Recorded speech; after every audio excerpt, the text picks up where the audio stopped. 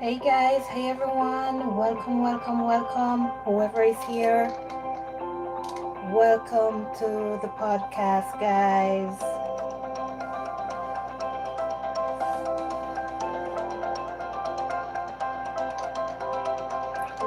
Hey Melissa, who else do we have here?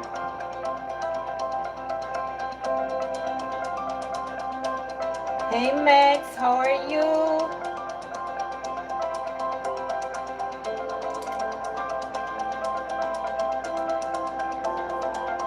Welcome, guys, welcome, welcome.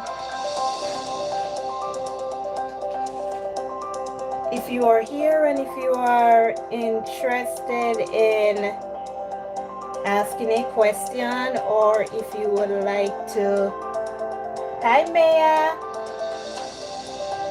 if you would like to join the Zoom, guys, please use the link that I posted at the top of the chat. So you will see the pinned message. So please use that link to join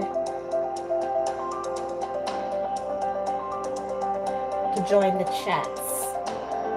All right, on the Zoom, that is. And please remember, guys, that you can change your name, you can change your photo before you join the chat, okay? So there's nothing to worry about here. No one has to know who you are.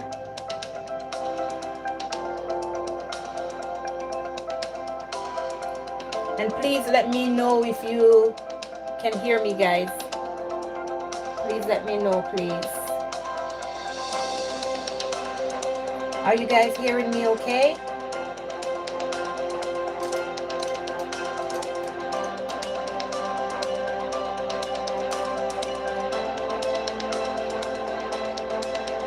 Okay, Melissa, thank you so much.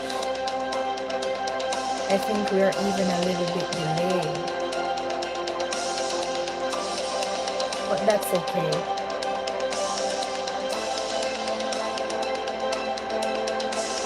All right, guys, so thank you again so much for being here. And this is it the last one? I think it's the last one before the new year, if I am correct. Thank you, Maya. Or Maya, I am sorry. So guys, our topic today, what are wounds, and should you connect with other twin flames? And this is a very, very, very important topic that everyone should want to know the answer. And even if it is just something that crossed your mind, something that you wanted to do, something you were thinking of, because we all hear people talk about soul family. We all hear people talk about learning from others, but at the same time, is it good for you to entangle yourself with other twin flames? And one of those reasons why you would do something like that would be because of wounds. So that's why I tied both of them together today. So just so we can explain everything, and let's get some things cleared up for you guys. If you look at the bottom of at the top of the chat, you will see the link to the Zoom. So please join the Zoom, guys, so we can talk. I'm gonna go over to the Zoom shortly.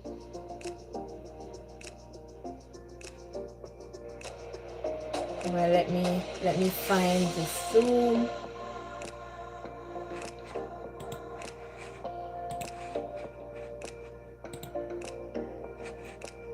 So we can start.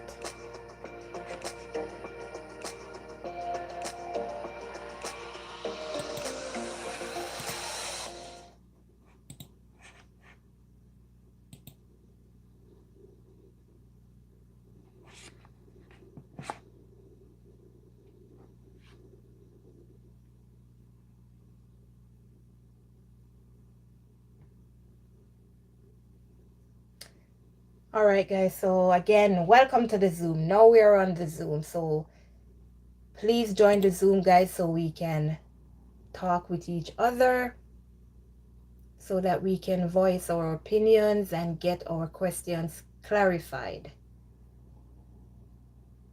And please use the link at the top of the chats. Let me let everybody know that we are live.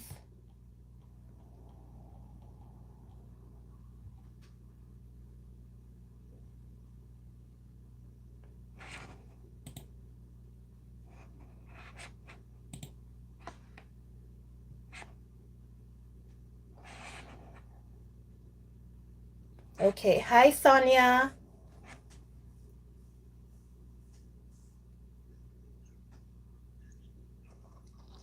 How you doing, Sonia? Good.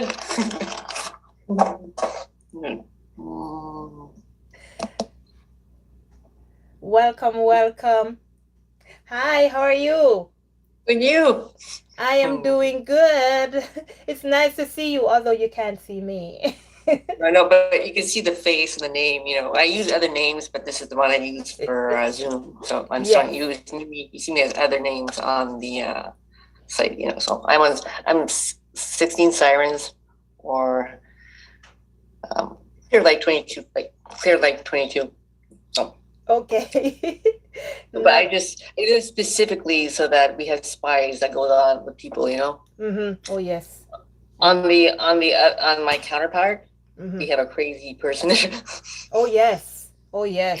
And let me tell you, and that's one of the reasons sometimes, Sonia, that's one of the reasons why our divine masculines, they may not want us to get involved with their situation until they're completely healed with everything that they're doing, like until they have taken care of everything, because they have some crazy people around them. And yep. I mean, it's insane. I mean, I knew from 30 years ago, and then we connected just last year, and it's just. I mean, I read him like a book. It's crazy. I know. I feel him all the time. It's not funny. Mm-hmm. And he's going, and I mean, his karmic partner is really Looney Bin. And the thing is, I can't act like I don't. I act very assertive because I have a therapist background. I talk in a way, I respond in ways that is not judgmental. Right. It's very neutral, right? I just state facts. That's it. Mm-hmm. I don't get emotional. Yeah, That's you what have you to do. try not to. But the thing I know, because with the clients I work with, right? I can't show my emotions. I have to be neutral, and I have to. I think I was chosen. I think everything I've done in my life has brought me to this moment in time to deal with this, to be with this, And Yes. he's in complete deniability of. I mean, he knows. It's funny. He said he knows we were twin flames when we first met 30 years ago. I had no idea what that was till like last year, And it was just the strangest connection we had. We're in class, and he was like chatterbox. He's a quite shy guy, but with me, he was a chatterbox. but And that's the thing. When they're around you, this is what they can do: open up. They can be themselves. They can be who they want to. So yes. being shy is just because that's what that's how I feel when I'm around others, because I don't feel safe enough to open up to people. Yeah. But when I meet myself now, oh my God, I can talk from now until I know next year. it's crazy, but he's a shy. I'm very exuberant compared to him. Like we have the same wounds, but he's a quieter version of me. But he kind of knows the fact he can show. I mean, he doesn't communicate with me directly, but he everything is through music. He tells me listen to the words of my music. So I do. I listen. He's a major music buff. It's like, okay, I listen to words. Okay, that's what he's trying to say. Okay. It's not fun. I mean, the things because he's going through the souls. He's projecting. He's merging his new soul, right? His original soul. So he's beginning to know what he's done to me. He feels so shitty, and he thinks, who can you'll never accept me. But you know what? I saw the light in him, like he's lighting me, and he's creating. When I abandoned him, Mm-hmm. He's created a projection of what a twin flame is. Mm-hmm. And the initials of this person, the twin flame, is Taylor French, okay? TF. And I'm nicknamed I'm French Fry, so there's a French connection, right? Wow. So I mean, I know about symbolic things, and I understand his mind. I know why he picked that name. Mm-hmm. But it's So awesome. he's in this moment where he's trying to understand, because for him we were just ancient souls. We're like soulmates, and for him he don't know what that was. Twin flames. I figured that out last year. Like, that's why we get along so well. That's why we complete each other's thoughts, and it's crazy. So how long were you together with him before you figured it out? Well, we met in university in '92 in Mm-hmm. ceramic class. You have to understand, ceramic class, studio class is a very intimate moment, especially ceramics, where it's visceral. You play with clay, manipulating, and you create three-dimensional products, right? And so we're sharing each other's minds through the clay work, right? And it's just an incredible moment. We're just sharing a lot of intimacy that way. I understood that. But I was going out with someone, he was going out with someone, and he was very wounded, right? I had no idea. I figured this out now through this journey we've been through, all the wounds he's had. I won't describe them all, but they're just really, no wonder he's the way he's protecting himself like crazy. Mm-hmm. And he told me he told me before we went on this journey that when he first saw me, a spirit told him, she is the one. And he told me this. I'm thinking, I'm your husband. I said, what are you talking about? I was like, I don't understand this. So Mm-hmm. I was going out with someone at the time, right? And he stuck by me for a year, so I can read away. He's not treating you properly, Sonia. And he really was very persistent to his music, and one time when he showed up on WhatsApp, he pronounced my name, and he wanted to go out with me, my full name, and I'm thinking, I can't, because and I'm going to, I don't do two things. I can't do that, right? Mm-hmm. But yet I was betraying my soul, Right? because I know I'm very attached to my divine masculine, right? But then with time, I'm going to die, and so I understand what he was saying now. And then when I made the realization we were twin flames, I was listening to the radio, and I was like, that's what we are. And then he was in deniability that we were that. And so now, whether or not now in this moment in time, now with the merging, and he's in his healing form, he is creating this ideal. But you can't be another twin flame. I told him in a very diplomatic, that's a high level soulmate, not a twin flame. Twin flame is only me, origin. Mm-hmm. You can't have two twin flames. It doesn't exist. Right. So I mean, so that at least he acknowledged that now being a soulmate, whoever this fabricated soulmate from his childhood, from high school era. So I understand. So during the time that you and him separated, what have you started to work on within yourself? I meditate. I've been meditating. I live in the four season climate, right? So during summertime, I went to my local forest that I have, and I went for a walk 3 times a week, and I would walk, and I be with nature, just be nature connected. There's noticing signs, and just appreciating what the universe has brought to me. And I go through meditation, and I would be by the water and be surrounded with nature. I meditate now 2-3 times a day. I do that. I do everything with intention. I do things that I love, and so I try not to think about him. I know I have to self-love if I want this to work, right? Okay. So there are particular things within us that, like this topic that we are looking at today, that are called wounds. So even though we are working on ourselves, even though even though we are connecting with God, we are connecting with nature, we are connecting with our life path, because once we start to allow God to guide us and to lead us instead of focusing on our masculine, we will eventually be put on the path that we need to be on. Yeah. So, one thing we need to do is work on our wounds, and that is of utmost importance. And our wounds are all the emotions within us that are not good.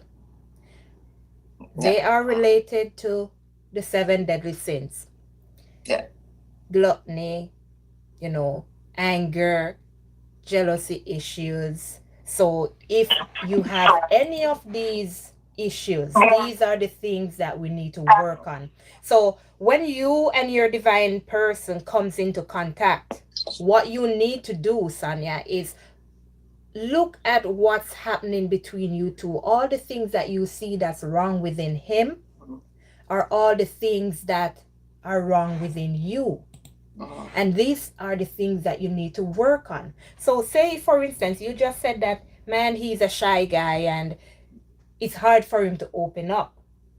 So, you're now going to have to work on that to make sure that he opens up. There's a reason why he's shy. There's a reason why he's not opening up to everybody. There could be something in his past, like you said, he's wounded. So you're going to have to work on all of those wounds. And that, you see where the word is coming from now? Wounds. He's wounded. So I know. everything, go ahead. I found out that we have both sacral wounding, right? And not sacral in the way his is a more physicality, more is the mental sacral wounding, where it's about passion. And I found out that I'm like my soul is an artist. I'm here to express myself, and that's what I'm supposed to do. And as a child, obviously, I was put back and say that would never be my life, right? But I still danced, I still played piano, I still made art, and I got a good art education. I had a major car accident, and I recovered very well, and with a lot of therapy, and I became an art therapist. Okay. So I mean, I'm very lucky. I use art to heal me. So art became a utility of healing. Okay, so why do you think you need healing? It's because there's something that traumatized you from what they put you through as a child. So what you have to do now is pinpoint that emotion and work on removing that emotion. Well, we can't remove it, right? Because it's already there. All we have to do is learn to control it. Because, say for instance, someone told you when you were a child, you will never be good at this, you will never amount to anything. So you accepted that, and you start to just do what they wanted you to do, and that's how you live your life, because they said you won't amount to anything. So now that you're older, that has been buried inside of you. That feeling of not good enough, will not be anything. You're now just living the life that somebody else wanted you to live. You're now just doing what somebody else wanted you to do. So when you come into contact with your divine masculine now, it's for you to heal that wound. That wound that makes you feel like, I'm less of a person, I'm not good enough. And they will bring that wound out of you. You will see it. It will come to the surface. It's crazy. I mean, even the one point where I made like my manifestation of what I wanted. One is to have him come to be part of my life, and also I have, because I'm an art therapist, and using my storyline of my accident and making a documentary film about it. I have a filmmaker who's gonna write a grant to using my art. I use art to heal me, and he's gonna do a type of film to describe the healing process through the art making I went through, what I went through, what I've done with that. And so I want that to be my message to the world, and to be that, I mean, I talked on YouTube. I was on TV, on local TV station. So I don't have a message to bring. I know this is very important for me. I know that God wants me, I'm his voice to do this sort of thing. Yes. So for me, that's very important. I have to do that fulfillment. And I know that my divine master is a very important part of me too, but I shouldn't have to choose. And I don't think it's for me to choose. I think what's more important for me is to follow what I'm supposed to do innately, was to describe how healing occurs through art and through dreams, and how you can be the better person that you are. And God was a major part of my journey. I mean, I met God, I met the divine when I was clinically dead for 15 minutes. Right. And it was really intense. And I think that's perhaps, I think in a way that my DM wants me to help him that way, and I helped him. And I think through the forces he's been through with his karmic partner, they really did a number on him. They're doing some black magic on him, And I mean, I can only do so much. I've done what I had to do, and he has to figure this out. And he's feeling abandonment issues now because of that. Yeah. And I mean, I did what I'm supposed to do, right? I can't stick around being his mother, right? No, and you're definitely not supposed to. And this is the thing, we are always trying to mend them. We are always trying to make them better. We are always trying to make them see that they're a better person than they are. And we can't do that. We are not supposed to do that. Most times when we do that, then if something doesn't work out the way they want it to, then they will eventually turn around and even blame us for all the misfortunes that they're having. Because you're pushing me. You're trying to tell me this. You're trying to tell me that. Nobody else is telling me these things. Nobody else wants me to change but you. So I can almost become like a karmic for him. Right, exactly. And that's why we do not push. That's why we do not try to make them see anything. Because eventually, what the conclusion that they're going to come to is you're the problem. Because you're the one who is trying to change them. You're the one who is telling them that this is not good for them, this is so, and this is whatever. So eventually to them, you're the karmic.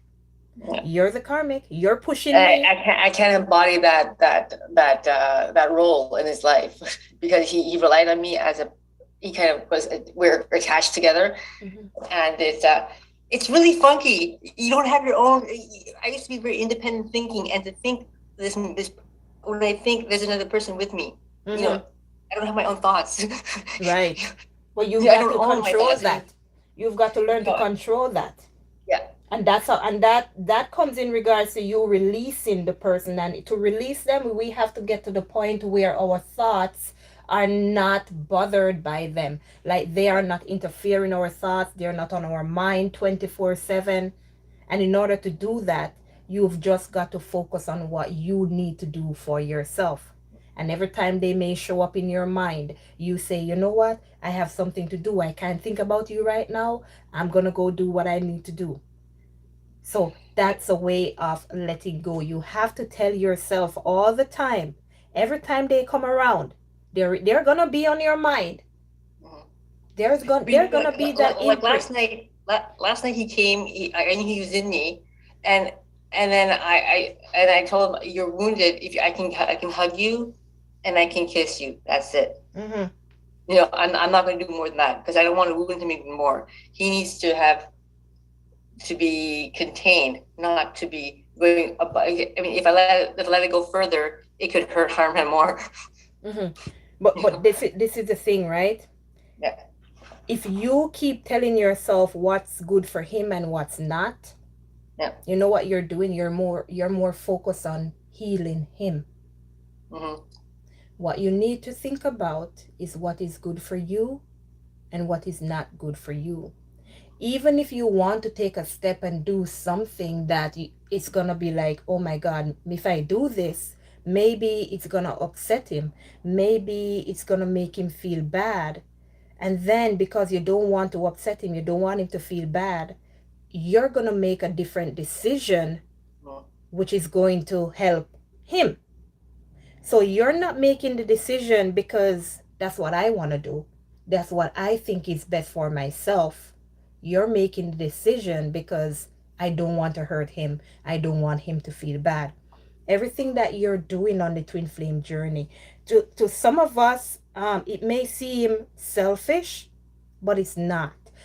When you do something that's selfish, you're only doing it to benefit yourself, and it's Yeah. going to hurt somebody else physically, mentally, emotionally. That's being selfish. It's like it doesn't matter how much you know that what you do is going to hurt somebody, you still do it. That's Well, being because I selfish. believe in intentionality. There's intent. You have to go in with an awareness with an intent, Right. not out of malice. Because if you, I mean, I've been practicing yoga for 24 years, and Mm-hmm. if I didn't have practiced yoga for myself, I wouldn't have recovered as well to understand the detachment from the injury to me. Just Right. accept the present moment. And what? Another interesting thing is that my father has Alzheimer's. I have to help my mom all the time now because she's going to go cuckoo. Mm-hmm. And his stepfather also had Alzheimer's, and he was living in New York. I'm from Canada, and you're from Canada too. Right. Mm-hmm. So, but he was at the university. I did, and then he went to New York, and then he lived there for 13 years. He went back to Europe, and he helped his mom with his stepfather and his stepfather, and he had Alzheimer's, and he was going crazy with him. I mean, it's not easy. So I cannot go on this supposed journey with. I have to take care of my family. It's almost making a choice there. My family, who helped me so much in my recovery to regain myself, or I mean, I can't do that. Mm-hmm. This shouldn't be. I shouldn't have to feel a choice. This should never be a choice. He went through that with his mom, with his stepfather, right? Mm-hmm. So that's another sort of dilemma. This sort of similarity that we have.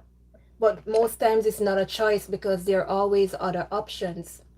Yeah, Sometimes we think that it's us or nobody else. I yeah. always have to do this. I have to bear the burden.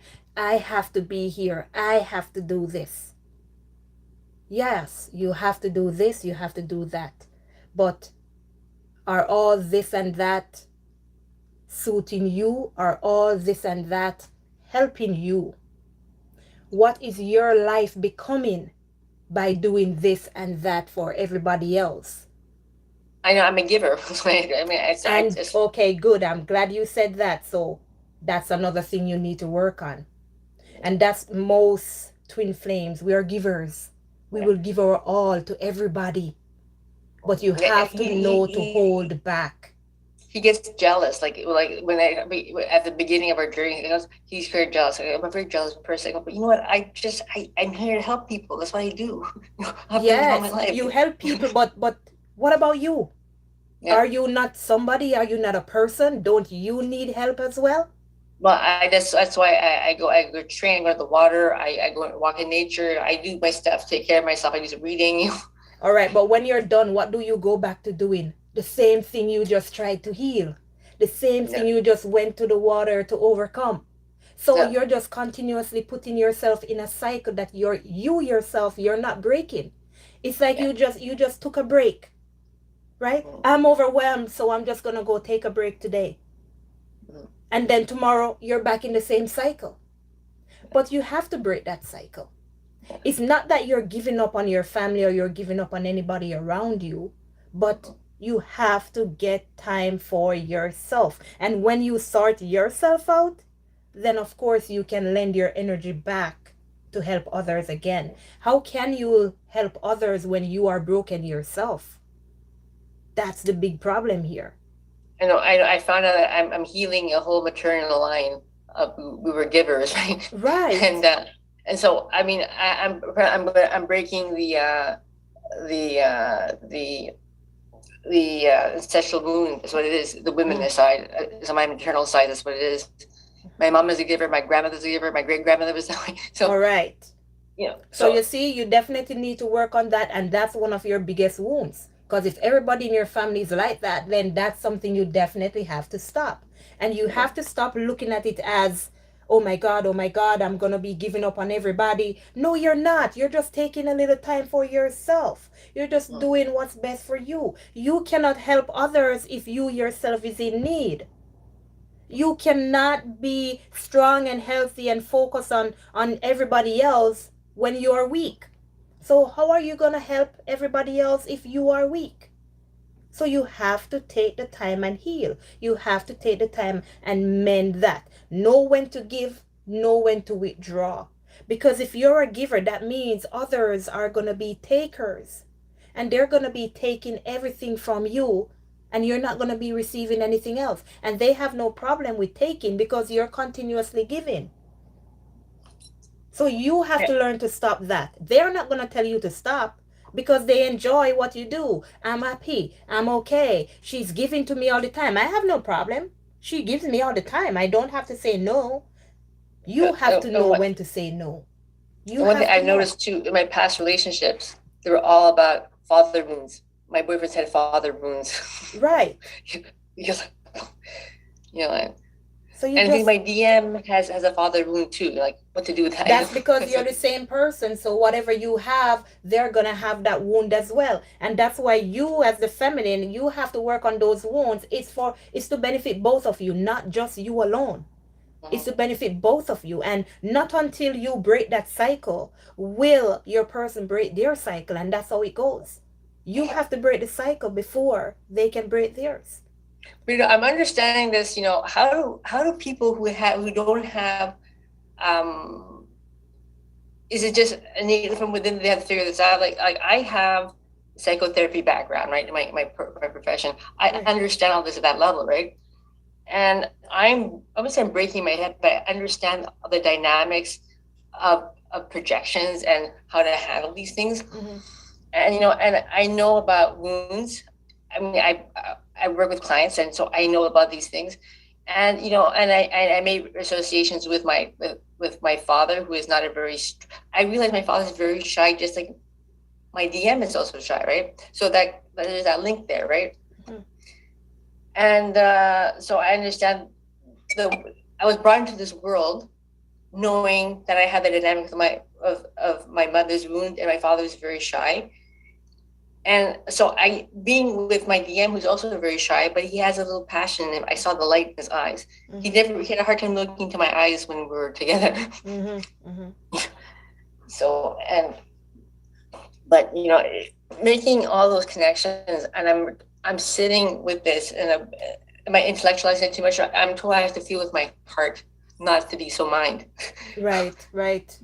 And that's because good. what happened, I had a head injury, a brain injury with my accident. I had to regain so many cognitive skills and everything. So I learned to be very heady so I can function in this world and be hi. And that's why more you got to focus on you. So make sure you have your health back. Once you put all your focus on somebody else, how do you heal yourself? And not only the wounds that you have to deal with, but your physical and your mental strength and health. How do you regain that if all your time is spent on everybody else? And that's the big question you should be asking yourself. It is not selfish if you are doing something for your health and your strength. Everybody has to know when to allow someone to do and work on themselves. If you can't allow me to work on myself, then you're not a good person, because that means you don't mean me any good. You don't want me to be a better person. You don't want me to be healthy. You only want me to be attending to you. You only want me to be serving you. But what about me? Don't you think that I need help as well? Don't you think I need to heal as well? Okay, so please think about that, Sonia. It will still be here, but I'm gonna go to Miss iPhone here and see Okay, what. thank you for your energy sharing this You with me. are It's good welcome. And please God stay bless you. on.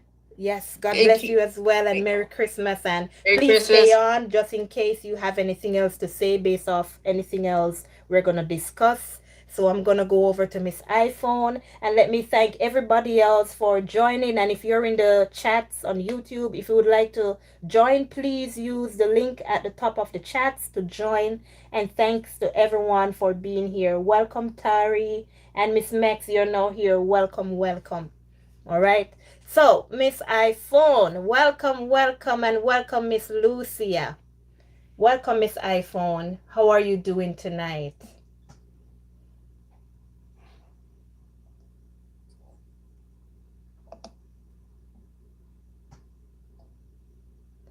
Are you hearing me? Hi, Twin D. I can hear you. Thank Hey, you so much for Lucia. having us. You are so welcome. I don't think Miss iPhone is hearing me. Are you hearing me? Check if your mic is connected.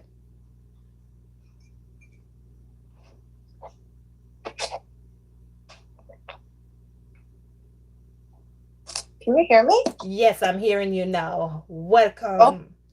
hello. How are you? How are you? I'm good. I'm good. Merry Christmas. I Merry forgot to Christmas. tell everybody Merry Christmas. Merry Christmas.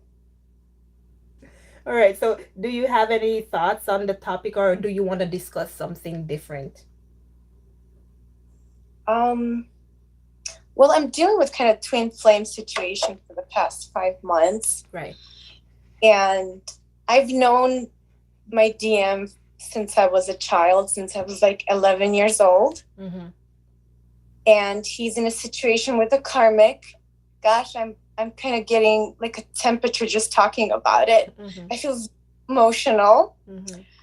Just because he broke it off with me on Monday, this past Monday, Mm-hmm. before Christmas, and I feel kind of left out. Mm-hmm. I'm so emotional because I feel so connected with him. Mm-hmm. I never felt this type of passion ever in my life. Mm-hmm. But he's denying me every time I show him love and attention, and Mm-hmm. I know he needs to break free from his karmic because I know she is not the person that he deserves in life, because he feels free with me. Mm-hmm. He can be himself with me, and I'm sorry, guys, I'm getting emotional No, that's because okay. It's okay. So he broke it off this past Sunday. We had my uncle's 60th birthday. He brought his karmic there, Mm-hmm. and I kind of drank heavily that night because I couldn't handle seeing him with her Mm-hmm. at the. So I had like a breakdown outside. I'm in Chicago, and it was very cold. I don't even know where to begin with all this. No, it's okay. I mean, Continue. I'm picking up. Don't worry. I had to go outside. I broke a glass and I screamed out loud, my lungs out, because I couldn't handle the pressure. Mm-hmm. And he told me, why am I acting this way? Mm-hmm. I feel like he loves to be with me. He loves me. He tells me that, and I tell him the same.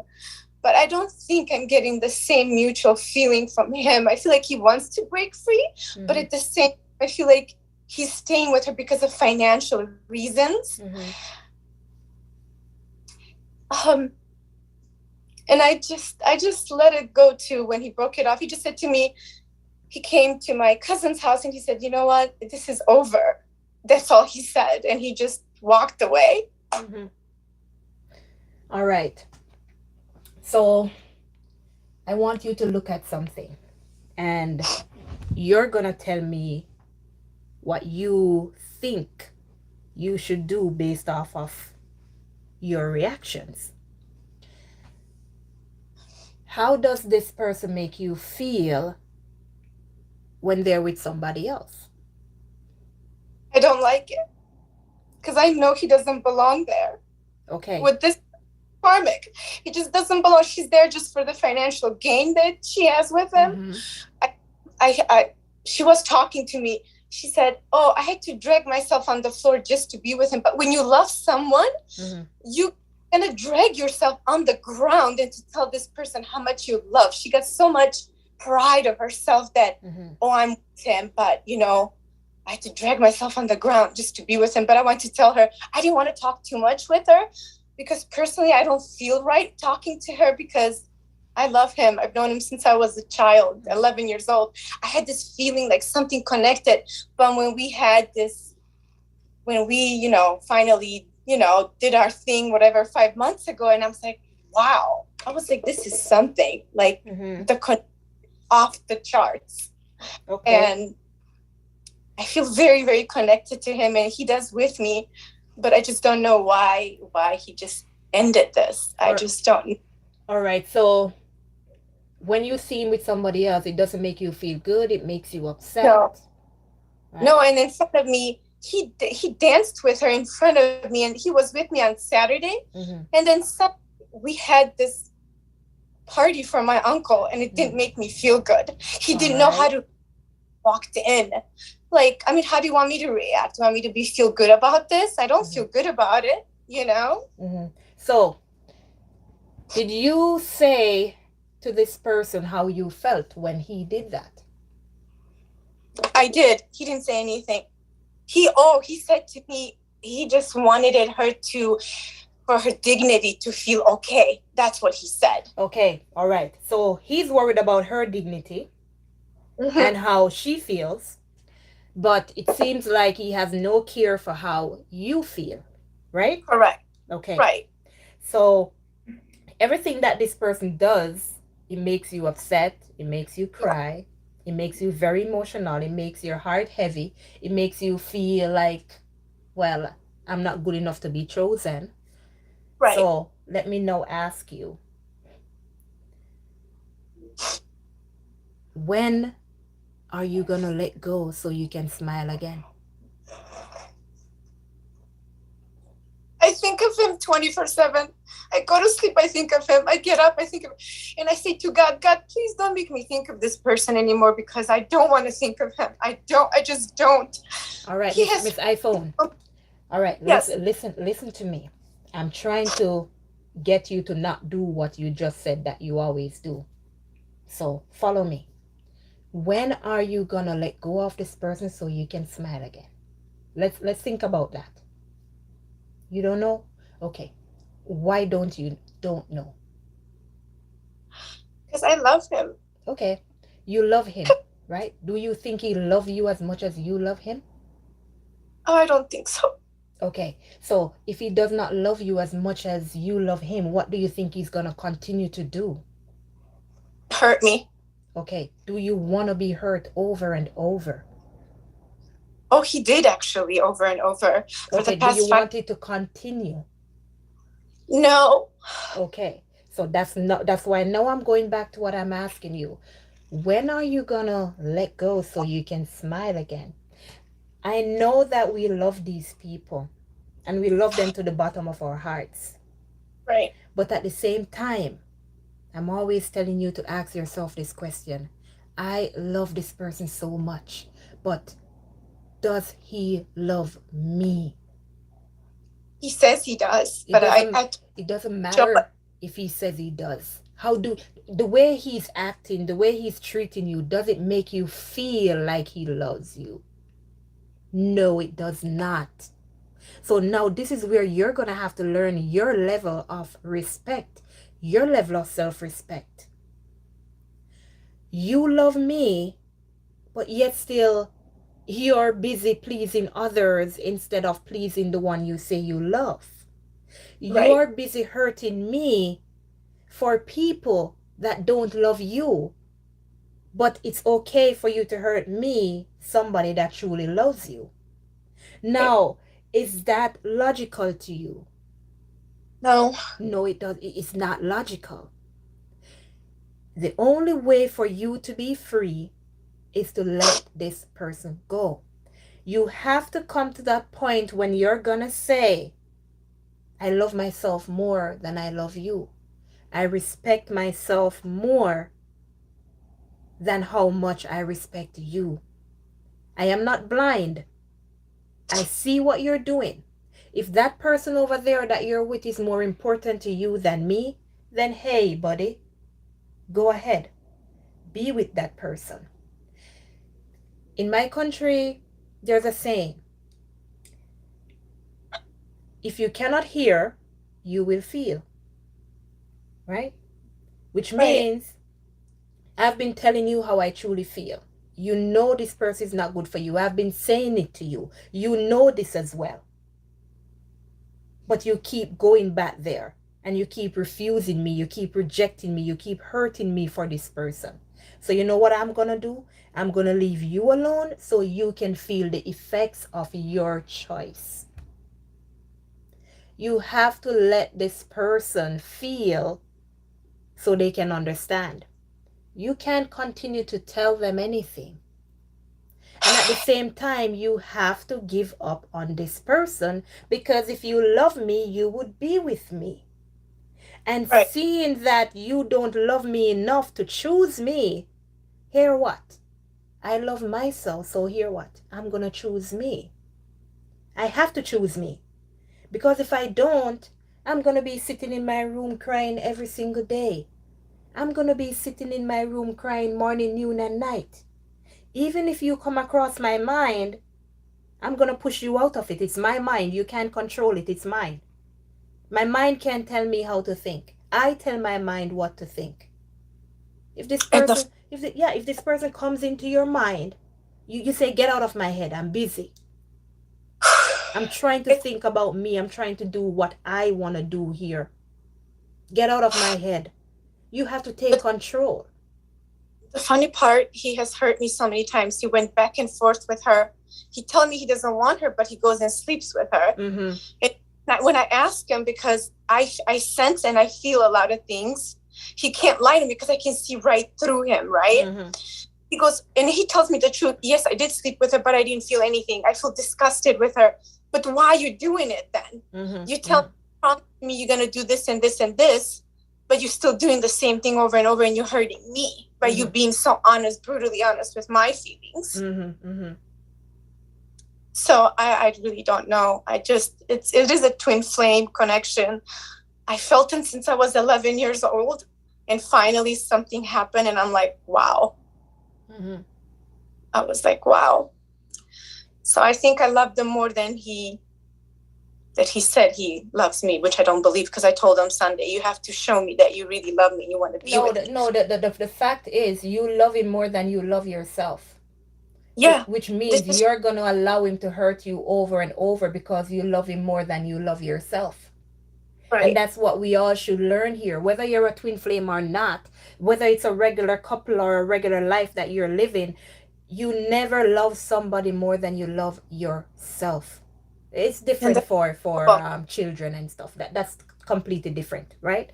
But when you're talking about a lover, if you love somebody more than you love yourself, you're eventually going to give yourself away to that person. And if that person is not somebody who is a good person, they're going to use that to their advantage and take advantage of you.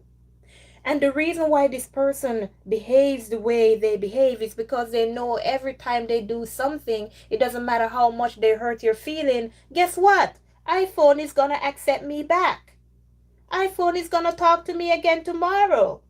So I can tell her anything and everything, and tomorrow we're talking again and we're going to be best buddies. So you cannot allow. You have to not allow. If he comes, I don't have time to talk to you. I'm sorry. I cannot talk to you. I'm sorry. I'm busy.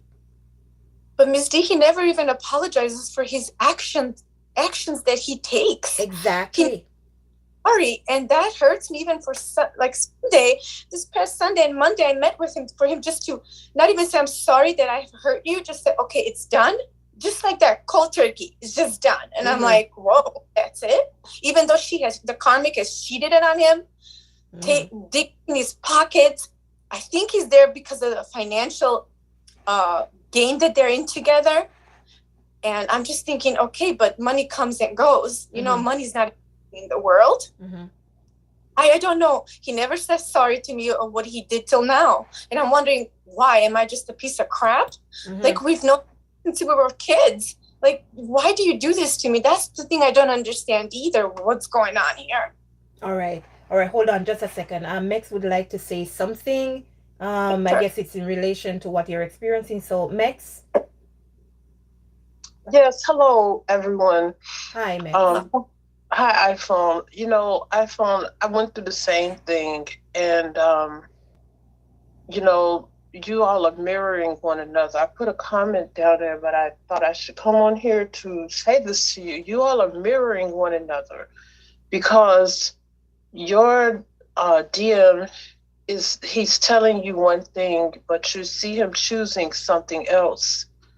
You know, and he is choosing someone who is not loving him properly.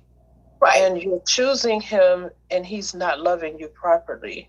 And Twin D is correct in that you have to choose yourself. You have to allow, you know, your person to have some time to see, you know, you've been around him your whole life. And so he's never had an opportunity to understand what things are like when you're not around. And you owe that to yourself. If you want these changes to be effective and different, you have to start with you. When you choose and you honor your own feelings, you're telling us, well, I don't like this. It does not make me feel good. But, you have to, this is a lesson for you to establish a boundary.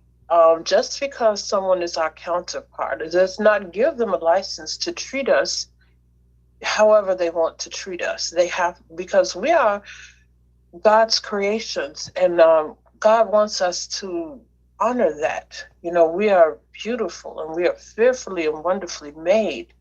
And you have to constantly remind yourself of that. You're focused a lot more on how he's making you feel as opposed to how beautiful of a person you are that God created you. And this is what God wants you to focus on. When we talk, in our connections, the one reason that it is a divine connection and that God, wants us to develop ourselves is because God does not want us to place this person above the one who created us. Because we, have to have a very strong and firm and solid foundation with God. And one of the things that helped me is that I did, you feel very helpless in this situation, and what you have to do is you have to pray to God and ask God to help you with your emotions, and to, you have to have a strategy that every time that you go off into this emotional space with this person, that you're going to pray and give that to God and ask for help. Ask for help from your angels, because God is really wanting to be closer to you, to help you learn to develop boundaries and, to offer you protection from this sort of thing. But you have to be open to do that. This is a reason that you hear about people, not being in union with their twin for years and years and years, because they're so focused on that person. That person has become their God. And Yeah. the last time I checked, people here, I don't know any people here that make air, that make blood, that make water, that make things rain, that give life, that give days, that give time. So you have to really, pray to God and ask God to, help you. And then get with yourself, because you have things that you like, things that make you happy, and you have to reconnect with yourself again and try not to fill the void in your heart with this person, with the person and the person that, he says he's choosing, but he's really not choosing himself. And, so the mirroring is taking place. You have to choose yourself. And, eventually your twin will catch up. And I'm just telling you this because this is something that I have been through myself. I hope that helped you. It hurts a lot, actually. Mm-hmm. You have to take your mind off of the fact that it hurts, and take your thoughts somewhere else. Take your mind on the fact that you just be grateful for even the smallest things in your life. When every time that you think about how much it hurts, and you have to steer your mind and your thoughts and your emotions to a different place. Right. So every time you think about the hurt and the pain that you're feeling, find something else that makes you happy and focus on that instead. Well, I said that to God. I said, I prayed today and I said, God, please give me the strength to love myself than me loving somebody else who doesn't deserve my love. So I booked a ticket to go to Florida today for a week. Took off from work to love me. So I said, I'm going to start loving myself first because I love people first. And then at the end, I love myself. So I need to start loving me. I've been doing a lot of meditating for the past 5 months, and my guardian angel, and I feel like I got my wings and everything. This sounds crazy, but I've done a lot of meditating and connecting with nature and everything. And then there he comes into my life. Like, I've been through so much, and I'm like, oh my God, I didn't need another heartbreak in my life. Why this now? Why? Well, you know, in the book of Revelations, it talks about you find, you know, that you've lost your first love, you know, and that first love is God and ourselves. And so you must turn to God and turn to yourself, because you're a beautiful person and you have to focus on the beauty that lies within you, your great soul.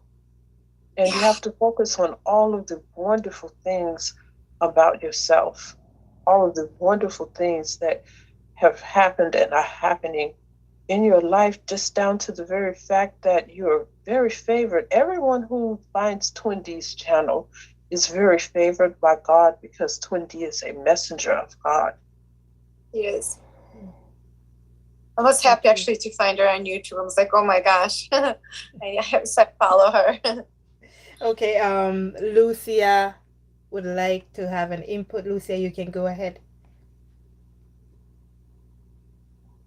Thanks, Rindy. You're welcome. Hi, iPhone. Hi, everybody. Hi, Max, and everybody else who's joining.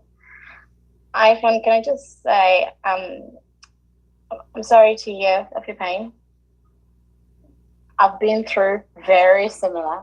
It hurts. So it hurts. But the only thing that I probably would like to add is just the Twin D flavor. She always says, you know, she always talks about forgiveness. And having gone through something similar, you just need to forgive yourself for going through that. Mm-hmm. We all fall in love, and we love hard. We're divine feminines. Right. And we give it all. I think if we hadn't gone through the same journey, it'd probably be hard to understand, but I think a lot of us have. So, the pain, the heart pain, it actually feels like somebody's stabbing in there. Mm-hmm. With experience, you're not alone. This is just reassurance for you. Just say that, you're not alone. Most of us have all been through that. Hang in there, but also take some time to just forgive yourself. I understand what you're going through, because, I've been in a very, very similar situation, and it takes some time to realize your self-worth and value. And that is normally what the lesson is for us, to realize that. And, you'll get it when you finally get it. And, like everybody is giving you all the steps to take to get there. Sometimes it doesn't make any sense, but I'm very appreciative of this, of this channel, because obviously you get support, you get to hear everybody's stories, which does help you to keep going and to keep pushing. And I think now, you eventually, maybe, a few months from now, you'll be telling us, you know what, I don't have any expectation to the outcome. I'm just here loving myself, loving God, and the relationship that I'm forming. And it's a beautiful thing. All right. We love you. Thank you. Thank you so much, Lucia and Max. Thank you so much for that. And all you guys, if you're just joining and you would like to join the Zoom, if you would like to give your input, if you would like to ask a question, please use the link at the top of the chat to join the Zoom, so we can have a discussion, so we can have your questions answered, or an input in regards to the topic or something else that you're concerned about. Okay, Sonia, you can go ahead. Yeah, it's interesting, because the type of I call it existential pain. Okay. Mm-hmm. I listened to the one who just taught. Hers in a physical sense. What I'm experiencing right now is at a spiritual level. I feel this existential pain, and trust me, I cry. Mm-hmm. It's not funny. I mean, I'm thinking, I don't cry, and it's like I think the crying is a purging of pain that I felt, that I denied. And I think that is the worst type of pain, not having to have an existential crisis. And we're like this is not physical; it's a spiritual thing. It's really weird. It's the most painful thing I've ever experienced in my life. I cried from pain, from physical pain. This is a whole different type of pain. And all I can say is that breath work is everything. Help you make sense of things, and allows you to be present to be with you are alive because of your breath, right? And if you know your breath gives you life, and you use your mind as a way of bringing the oxygen to parts of parts of your body where you want to have healing, it helps tremendously. And that's why I do a lot of breath work for myself with the yoga practice I have too. I always bring divinity in everything that I do. I believe that God is part of our spiritual practice, and yoga is a part of physicality to mesh within God. Right. It's how to blend the East and the West together. Yes, and that's why meditation does help. It's the same. It's the same as the yoga because it calms you. It helps you to connect more with God, and that's where you will get your insight. Because once you're calm, once you're listening, once you're no longer focused on what causes that pain, then God can talk to you. Then God can show you where you need to be, what you need to be doing. What's interesting is that during my yoga practice, like in summertime, we had shavasana, which is the relaxation time after the practice, and my DM would come into my body and to feel what I'm feeling and just to know what that's about, to know what the mystery of my powers. What does she do? And he'd go in like, okay. And the thing is, my hands would shake, and they don't, and and I had no control over that. And then like an energy would come to my hands, and he'd go to an area where he wants to be healed on the body. It's really intense. Like I never had anything like this. I mean, this is spiritual. Not this, I haven't seen him since last time I saw him was 28 years ago. He visited me at the rehab center when I was in rehabilitation. So that's the last time I saw him, and we've been connecting on and off, just sporadically by email, whatever. And the last time I talked to him on the phone was 2019. So it's just then just now last year. So the thing is, you can never control when they come into your life. But the thing was, what's happening now, what we're going through, is to find a way to control how it impacts us. Right. We can choose to let it be to mull over us and to overcome our emotions and our sanity, or we can choose to create a boundary within that sensations that we're feeling within ourselves, right, and ask God to be part of this process. And I think once you have that calling, you bring it out to the universe. He wouldn't give us anything we couldn't handle. We are divine feminines, right? And we were brought to this mission of love, of unconditional love, to bring out that consciousness to people, And I think that energy is emitted, and people feel that. And I think what Twin D was saying is to be guarded on how we have to be mindful on how we have this immense energy to share with people, but how to know how to share and when to share it. Right, setting your boundaries. Yeah, and thank you for reminding me about this, about boundaries. I mean, it's so about everything is about therapy work, about boundaries. And I think basically what I do in my profession, I have to learn it within myself. Right. Within, it's really interesting how, so it's almost like my DM, is my, I could put in quotation mark client, but is it really, it's a conflict of interest, because I can't heal him, because a therapist, therapists don't heal people that they love, right?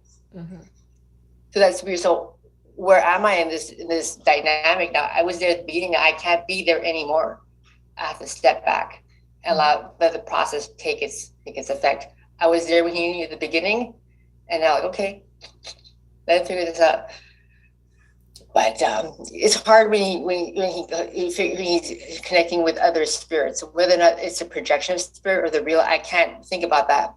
It's not the trust that the love is there, and let that be enough for me to believe in that. And that's all I need. I have to trust and believe in that, and that'll push us through this heart, I call molasses moment in our journey. Yes, it will definitely help to push us through, because that's all it's like, I mean, I know saying it might sound easy to say, right? But if we don't put our minds to it, if we don't tell ourselves, then there's no way we're going to achieve what we need to achieve on this journey. It's easy to say, and to me, it's even easier to do once you tell yourself. if you tell yourself, I cannot do this, guess what? You're not going to do it, because you're going to tell yourself, I can't do this. I can't let go of this person. I can't. I love them too much. And that's what we do. We use this excuse. I love them. I love them too much. I can't let them go. I love them too much. But they're happily letting us go. Yeah. And to them, it's it's not even hard to do. It's not even hard to let us go. Whatever they're going through right now, it's because number one, they're not awakened, but we are. So we have to put that energy in to set our boundaries and to make sure that we are working on healing our wounds and ourselves. Okay, Max, go ahead. Okay. You know, I'm being drawn to the fact that these things that you talk about that had to be said to you Mm-hmm. had to be done in the presence of, the karmic person. And, I'm not saying that this is the case in your situation, but, you always have to examine because there are forces at play, on two sides, two polarities. Um, because I'm sensing, at this time collectively, there is a lot of, spell work and black magic that people are doing to unravel these situations. And one of the things that happens is that, particularly sometimes, if individuals are aware and they know who you are, then they will um, push very dark thoughts towards you. This is a reason that we have to really draw close to God, because God says, I will keep those in perfect peace whose minds are stayed on me. Mm-hmm. It does not say if your mind is stayed on your divine masculine. It says if your mind is stayed on God, which is basically what Twin D was just talking about. It also says to take every thought captive. And so what that means is to think about what you're thinking about. And you may find at times that, at least for me, if I'm thinking very aggressively about something very negative that just does not seem natural for me, then, that's something that's coming from somewhere outside of me. And, at those times, I do pray and go to God, because prayer, the words are very powerful at shifting, your thought in those negative thought forms that come to you, even if it's from an external party. And what I always say to people about, black magic, white magic, red magic, the highest magician that we know of is God, who spoke a word and created life. And so, I'm sensing that even if that is the case, that is something that is occurring within your situation just because that person felt the need to be present. Then, I sense that, your faith is being tested. And I'm sensing that, if you pray, then it's just a quest for you to deepen your prayer, because what I have found is that whatever area is being attacked through some type of, spiritual attack is basically a way to point us to areas that we can strengthen. So that's basically all I had to say. Okay, and Max, you are right, because the karmics. So Miss iPhone, you said you were talking with the karmic, and this is one of the things that they do. The karmics, they know that the divine masculines, they are attached to somebody else. They can feel the energy. They know when the masculines are moving away. They know when the masculines are focused on somebody else. So how do I keep this person around me? How do I get this person to stay within my circle so I can control them? Hey, you know what? You know what I'm gonna do? I'm gonna convince this divine feminine, I'm gonna convince whomever it is that they're focused on to stay away. So how am I gonna do that? I'm gonna talk to iPhone. I'm gonna tell iPhone everything that how I felt when I'm with him, how things are going with me and him. And here's another little extra. I'm gonna go post up a picture of me and him on our social media with us smiling and having fun, and that's gonna be the icing on the cake. And this is why we cannot allow what they say, what they do to affect us, because they're all lies. They're all lies. We gotta see past the illusion and realize the truth beyond everything. But They Miss D, she wouldn't leave me alone. I'm sorry to cut you. She wouldn't leave me alone that night. She would come sit next to me in the bathroom, follow me for the bar. And I'm like, oh my God, what is wrong with this woman? Like, I really don't want to talk to her. And on top of it, they danced, or somebody else told, because they never, for years, I never see them dance together. I never see them happy. I never see them conversate in front of people. Like, all the dance, we do things. Both of them, they're not there on their phones for years. We're talking 10 plus years. And I had to mention that to him. I'm like, you know what? You guys never do this. He had to think about it. I'm like, yeah, this is where you at in life. Is this life? This is it? You just give to this karmic, but what do you receive back from her? Nothing at all. Her pride too much. It's just crazy. Yeah, and you've got to notice that, and this is why I'm always saying to you guys, whenever things are happening between you and your masculine, don't get too caught up in the emotions. Try to stay present so you can see everything that's at play, so you can see everything that's happening. So if you weren't using your emotion that night, then you would have seen that what she was doing was intentional.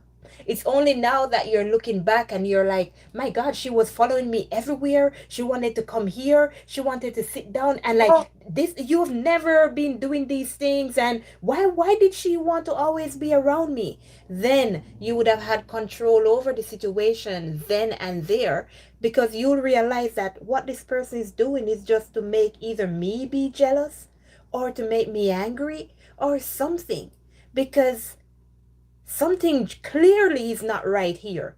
But because we are hurting, because we get into our emotions, we cannot see straight and we are not seeing right. And then we end up making decisions and doing things based off our emotions. But stay present, stay focused at all times so you can see what's happening in front of you, and you can learn to control the situation instead of the situation controlling you.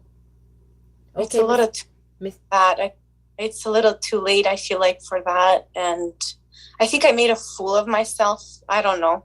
But it's the same like Lucia was saying. You've got to learn to forgive yourself for the mistakes that you made and carry on.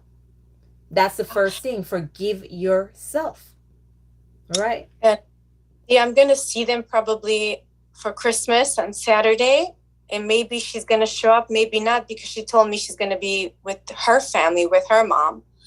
But then my DM is going to be at his mom's, and I'm going to be there as the rest of the friends who we hang out with. And what if she shows up? How am I supposed to act? Like, I don't like the situation. I feel like I'm choking, like I'm suffocating. That's because you have lost control of your emotions. And that's what I'm talking about, you gaining control of your emotions and the situation. Don't let your emotions take control over you, or else I don't know how to act. How would I act? How would I behave? You've got to control yourself. Okay, Miss Mex, go ahead. Okay, well, first of all, you have to remember that this is a spiritual situation. There are spirits in play here that are manipulating and using this person. So this is why, it says that we wrestle not against flesh and blood, but against principalities and Principalities. spiritual Mm-hmm. wickedness in high places. The high place meaning the mind. And the way that you handle that is through spiritual warfare. Mm-hmm. It says, I train my hands for war and my fingers for battle. That means that you pray about that. Mm-hmm. You just talk to us about this situation. So we're not at Christmas yet. You do have time to pray. And Right. while you are there, you can also pray Mm-hmm. through the entire situation. Exactly. And you can ask God and your angels. A lot of us don't realize that our angels are always around to help us. Mm-hmm. And what the angels are at our command, we have to command our angels and ask them to help us, and they will. But again, this is a test of your faith, because you can handle this situation, Right. especially if you surrender it and turn this over to God. Don't Mm-hmm. think about, oh my gosh, I've made a fool of myself. At the time that you saw those things happening, those were spiritual forces that are aimed at disturbing your peace, getting you out of emotional control, tripping up your emotions. And you have to take authority. The reason that Jesus was able to say, Get behind me, Satan, is because he took spiritual authority. And, sometimes you have to do that within your own mind, because some of these spiritual forces are able to hear you. You have to broadcast out and say, you will not have me under your control in any situation, including this. And you have to make up your mind that this too shall pass. Even if you see them giving each other a hug and a kiss, and they do that in front of you, those are forces that are, I'm saying this to you because these are things that you have to, think about in your mind and decide that this will not defeat you, because you have all of these spiritual tools, and God gives us so many different tools and ways to fight against these types of things. I mean, you don't have to think about that, but just to prepare yourself and know that that too shall pass. That is an illusion. That is not something that is going to define your reality. And again, I cannot stress enough prayer and this 20 set meditation. At that time, you can ask God to speak to you at that time to help you clearly see what exactly is happening, because apparently some force is aware of the fact that your emotions are very triggered. Mm-hmm. And, a lot of times the way that I find that they will work with me is they will continue to throw situations like that at me until I'm able to pray to God and get to a point where it does not bother me anymore. Yeah, because those are your tests. Those are the tests. And if every time you get your test and your emotions take over, here's what you're gonna do. You're gonna fail that test. And here's what's gonna happen after you fail that test. Another situation is gonna come again for you to learn to control those emotions. And it's not going to stop until you have learned to control those emotions. So that's your wound. That's what you need. Learn to control my emotions. All right, Miss Sonia? Yeah, I just one thing what I find with DMs, when they say that they're healed, and you wonder, are they really healed? And they react in the way that they think they've healed. Is that a deniability that they react on their emotions? So I think that notion of emotions and saying that you're healed, there's a dichotomy right there. You have to understand that you shouldn't have a volatile emotion if you're not healed, right?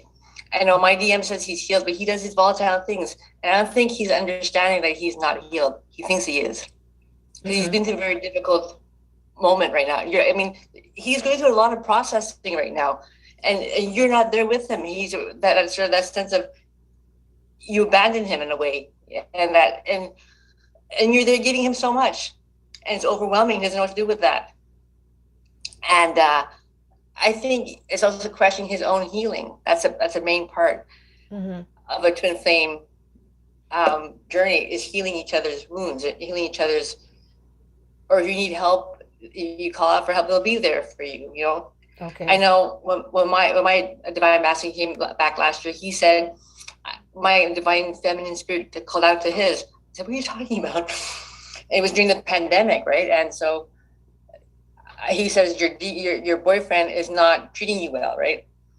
And so be aware of how your divine feminine and use divine masculine, divine feminine that exist up there. They're working out with each other, and they kind of bring into question things in your life. What is this? What does this mean to you? With your divine masculine, with your masculine doing that to you. Okay, so what you're saying, Sonia, is that in the 5D where they are already healed, right? Where the masculine is already healed and the feminine is already healed, they're already communicating with each other up there. So what we need to do is connect with them so that they can tell us what to do. Exactly. Okay. I mean, I know that we are married in the 5D. We're there already. But I think we're trying to put that love that's created out of the 5D into 3D. And I think there's so much wounds I have wounds too, but I think the wounds are unraveling as we're in this journey. I pushed down so much from myself, from my past, and also from my accident. I pushed down stuff about myself. And I rebuilt myself and to redefine myself in my own ways. So I went through my own re-emerging of finding who I am. Right. So I understand this process of merging. Okay. All right. And so I had to relearn to love myself again, and to be comfortable with myself, not to judge myself what I was before as being better, but I'm better than ever now. Okay. And I think that self-love, I think his divine masculine felt that I could probably help through this. Yeah, they know. And I'm coming to you, iPhone. This is one thing that we don't really do, and it's good that you brought that up, because in the 5D, like you said, they're already together in the 5D. Our souls are already in the 5D together. So who else knows us better than ourselves? So when we connect with ourselves in the 5D, did you know that you can tell yourself to talk to your masculine? Yeah, and the thing is, the masculine tells me he's being excuse the language, a dildo. Okay, so they tell me they want to slap him around because he's not acting the way he should be acting, right? Right. And they told me to be patient with him. Yeah, okay, patience. Yes, you can do that, and it helps a lot. It helps a lot because you're connected in the 5D. So if you go into the 5D, you can talk to your masculine's 5D self, and they will deliver the message that you have for them to the masculine in the 3D. So that will help a lot. Okay, Miss iPhone. I do my meditation. I do that. I meditate, and I kind of give an intention to what I want, what I would like to have as a manifestation, what help me understand what's going on. So they shed light. You know, things. Everyone else seems to have a physical 3D connection. I had it in the past, but after 28 years, I'm reconnected with him in a spiritual level, and I know him. I think since I know him at this level, he was so quiet. I know him so much more than I did in the physical way. You know, it's a strange reality of knowing a person at a soul level. I know him more. I know more about him now than I did in the past. Okay. It's a strange consciousness, you know. But I mean, why? I mean, God is giving me this gift. I've been getting gifts now. I have psychic powers. I have healing Reiki in my hands. You know, it's funky what to do with that sometimes. Like, okay, and so it's overwhelming sometimes to know what I have within me and how to harness that energy that I have within me. And that's why now you're going to have to connect to God and let God lead you so he can show you how to use all those gifts that you have received. right? It can be. It's unbelievable. It's like an existential existence. Like, you can't talk about this to everybody. They think you're a quack. I know it's unbelievable, and that's why, like you said, that's why I'm gonna go to, after I'm done talking about the wounds, I'm gonna go to, should you be connecting with other twin flames? So Miss iPhone, go ahead now. So, and then I'll just continue over to that after. Maybe I have a quick question, maybe for everybody can answer this. What do you do with social media? He's connected through my Instagram. I don't have Facebook, but I do have Instagram. Mm-hmm. Do I block him from so he doesn't know what I'm doing with my life, or I just don't know what to do on that fact? I just want everybody's opinion on that. I'll just let him see what I'm doing. I don't know. Okay, this is the thing. You can still let him see what you're doing, but when you are doing that, make sure that whatever you're doing is not to hurt him. Make sure everything you're posting is not to be, I'm gonna post this because I want you to see this and miss me and be hurting and whatever. So you can keep it open. It's your choice. And you can also block him if you want. It's your choice, because if it makes you more comfortable, if it makes you more able to concentrate on yourself, then do that. Do that for you. Like I'm always saying, whatever choice you're making, make sure it's the best choice for you. So even if you want to block this person, do not block them, because it may hurt his feelings, it may this, it may that. The choices you're making should be because what is best for you. Okay? Thank you. Okay, Max? Yes, I just wanted to acknowledge Marva made such a powerful comment, and Okay. she gave us two Psalms to read in reference to, magic and that sort of thing, because that kind of concerns a lot of us DFs a lot. And I think she gave us some wise counsel there. So, I just wanted to thank Marva for that. Okay. The other thing is that you also have to, if you have someone who has spirits on them that are following you around, that would also suggest, I forget the word that they call this. I don't know if it's shape shifting or siphoning some of your energy.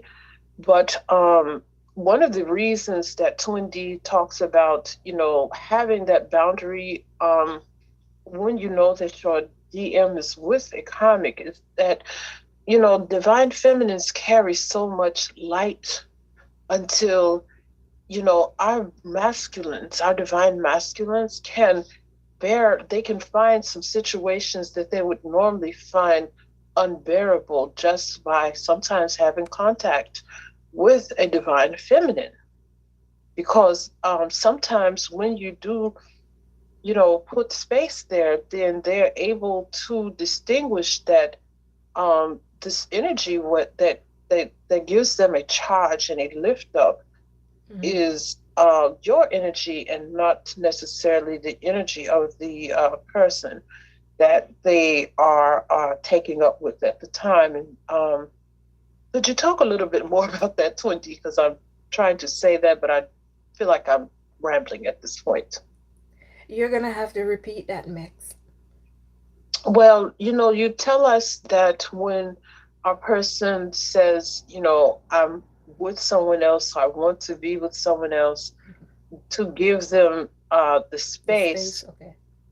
Because from what I observe, divine feminine sometimes can carry a great deal of light and make something, our divine masculines find us soothing at times. And they could be dealing with a horrendous situation with a karmic, with just our presence in their lives sometimes can make them think that, they can tolerate the situation, or even, particularly in the case of someone, a karmic that is, following a divine feminine around, trying to, trigger things, could possibly even be siphoning or shape-shifting the energy and trying to mimic that divine feminine to the masculine. Oh, yes, and that's very important. Thank you. This is one of the very reasons why you have to do everything in your power to like stay away from the divine masculines. If you notice, especially like what Miss iPhone was saying, this karmic, they will follow you around.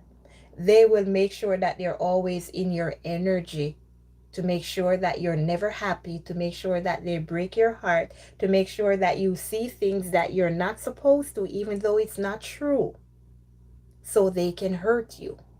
And that's the negative forces that's using them to do that, because the negative forces knows our weaknesses, which is our emotions. When these divine masculines are with these karmics, we should do our best to stay away from them, because number one, like I said, if you can't hear, you will feel, right? So everything the masculine needs to experience, it's not something good, right? It's not something good they need to experience. It's something terrible. It's something that's going to be heartbreaking. It's going to shatter their soul. And that is a lesson that they need to learn. And the only way they can learn that lesson is from the karmic. They cannot learn that lesson from the divine feminine. Because the only thing we are meant to do, the only thing we can do is love them. We will never hurt them intentionally. Never, ever. The same way they will never hurt us intentionally either. But the karmics, hey, they're good at that because that's their job. And it's their job. They have to do that. They will hurt the masculines, and they're going to hurt them hard. So that's why I'm always telling you guys, the only thing we are going through on this twin flame journey is to learn to love. That's the only thing we need to do on this journey. Learn to love ourselves. It's simple. But the divine masculines, they have it harder than us. They're the ones who are dealing with the karmics. They're the ones who have to go home and look at somebody they don't like. They're the ones who have to go home and try to be happy around somebody who makes them sad every single day. They're the ones who have to lie down beside these people when, even if they touch them or just the thought of them beside them makes them cringe. It's not easy living a life like that. It's not easy living a life. It's not easy. So we have to allow them to experience these things, because what they experience with us is true love. What they experience with us is everything that makes them a better person. And like I'm always telling you guys, they cannot experience true love and not experience hate. That's the only way they can make a comparison. That's the only way they can make a better choice.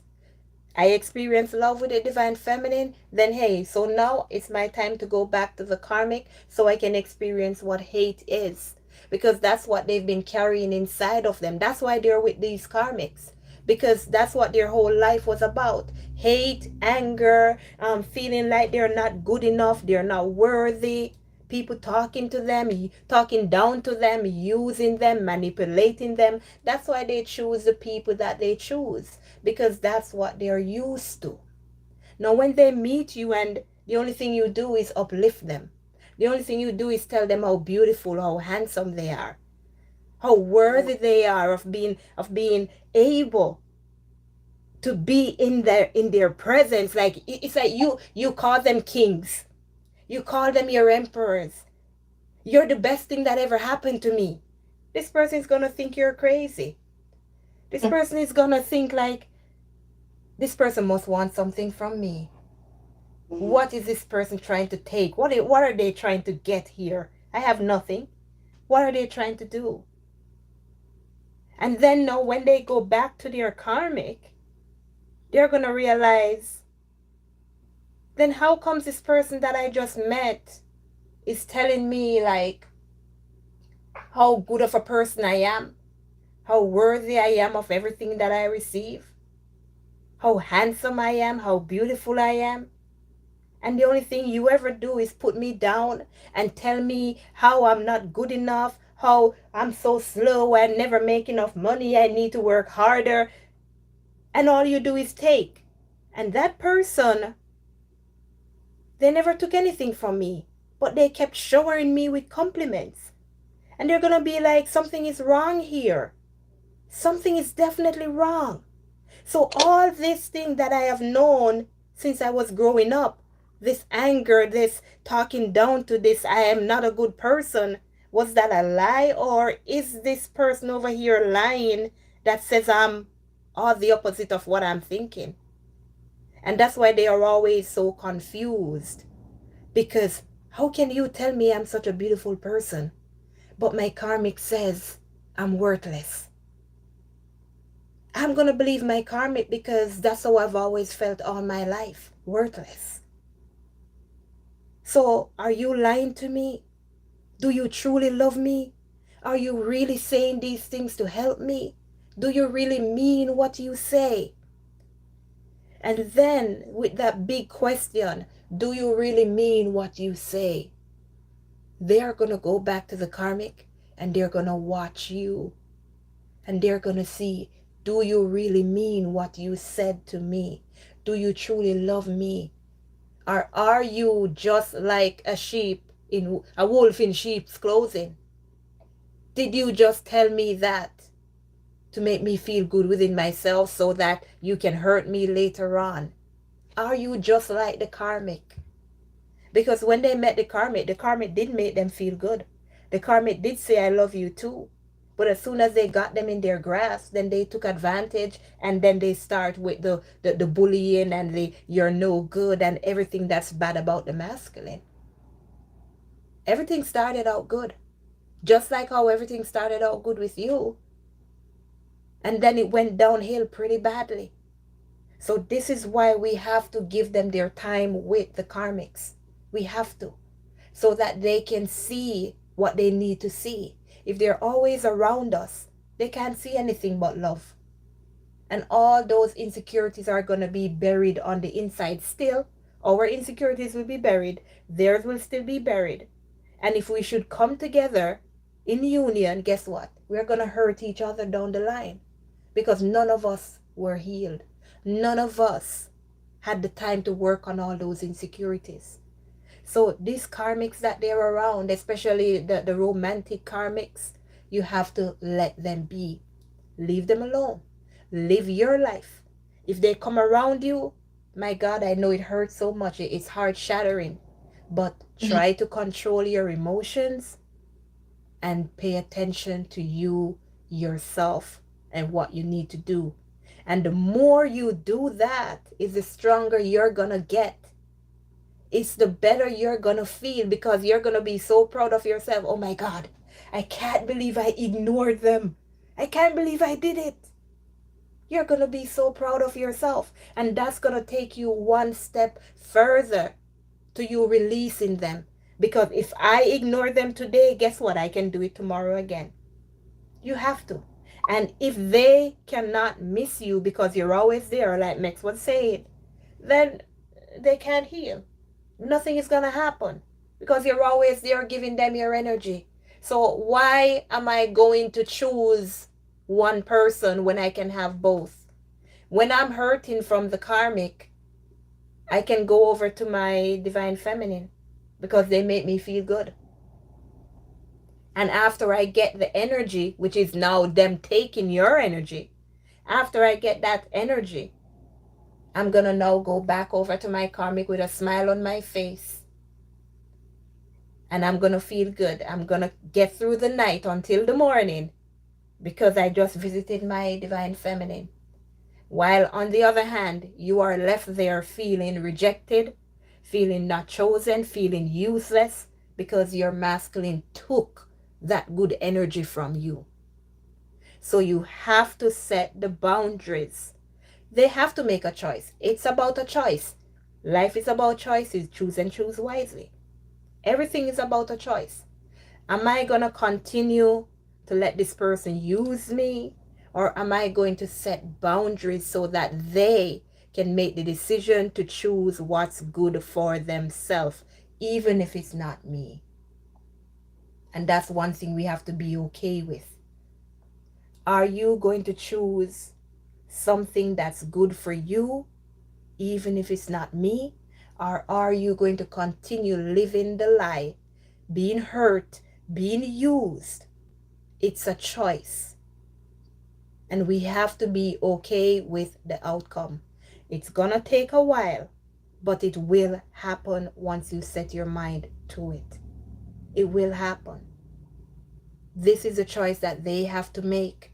Do I want good for myself, or am I gonna continue with all these negative people in my life?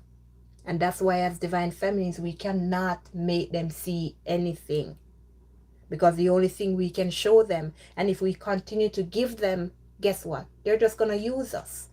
They're just going to take from us. And we're not going to receive anything. And we're just going to be left with the burden of feeling lost, of feeling not loved. So you got to cut them off. That's the only way, and that's the way you start to heal. Okay? I hope that helped Max, and I hope that helped you, Miss iPhone, Miss Sonia, Lucia. Okay.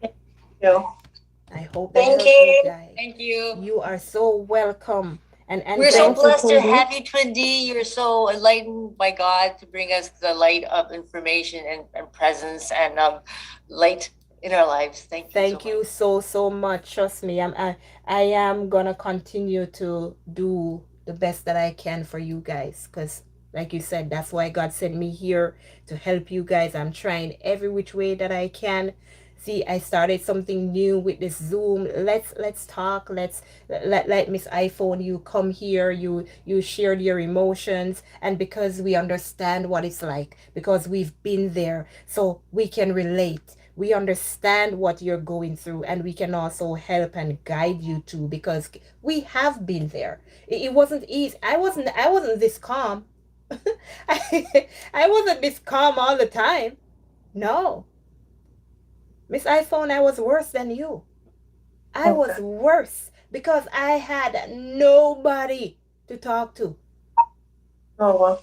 I know I had God to talk to, but God wasn't beside me. I couldn't hold God's hand. I couldn't I couldn't like lie down with a friend and talk about it morning, noon, and night. No. But I had to learn to control myself. I had to learn how to get through these things, and I had to hold on to God all the time. And that's how I got through it. And everything I go through, I take note, so that I can be able to help somebody who is going to go through the same situation. So let us continue. And in saying this, let's now move on to the second part of this podcast, where we're talking about, should we connect with other twin flames? And the reason why I'm joining these two together is because I think this, like I was saying in the beginning, I'm not sure if this is the last Thursday for the month. I'm not really sure, but if it's the last Thursday, it's the best time to do it. So next year, we can make some better choices for ourselves. Because if you choose to spread your information all over, even though these people are twin flames, what we're doing here, that's okay, because we're separate places in the world right now, right? And a subscriber was saying, and this is the reason why I added this topic, I don't know if she's here tonight, but she was saying that she's gonna leave her divine masculine alone, and she's going to go and find her soul family and build different connections. But then I'm saying to her, do you think it's wise to do that? And the reason why I ask that is because the same way you have karmics, and the same way you have people who are against your connection, it's the same way you're going to have twin flames who will be against your connection. Because the emotions, the 7 emotions we need to be working on, guess what? Jealousy is one of them. Jealousy is a big issue. And everybody is a human being. Everybody gets jealous. And if you should say you're going to go find your soul family, who told you that these people that you're going to find are twin flames? How do you know that they have your best interests at heart? How do you know that whatever you're going to be sitting down and talking about is going to be to your health?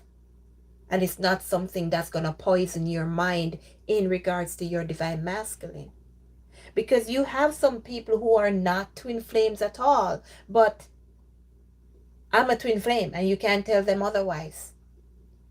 And when you are talking to them, because things aren't working out the way it should on a twin flame journey, they're working on themselves morning, noon, and night, and they haven't even gotten one message from their person.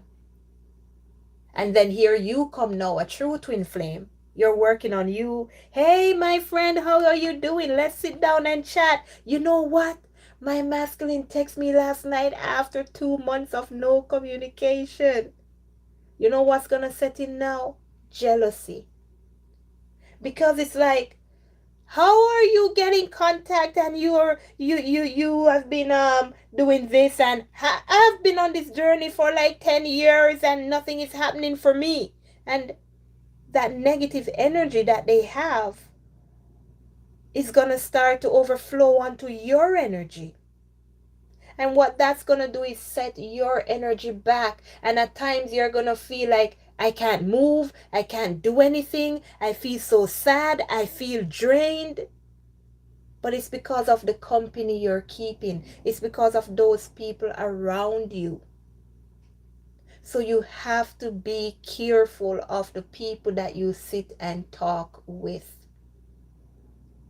Your soul family are the ones that you connect to. This camp is a soul family because you're here, we are here together. Everybody who joins this camp, we are now family. But this twin flame journey is about what? And you have to sit down and think. That's why I tell you all the time, stay in the know, stay in the present. This twin flame journey is about being by yourself. It's about being separate from other people. When you come into knowing of the twin flame journey, what starts to happen?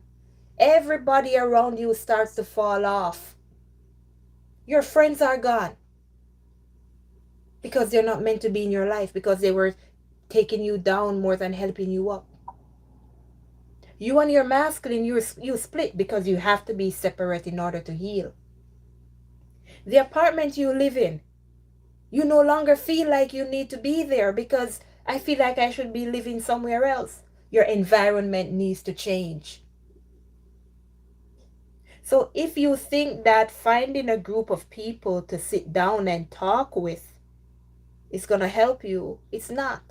It's going to hurt you more than help you. Because as twin flames, what do you talk about?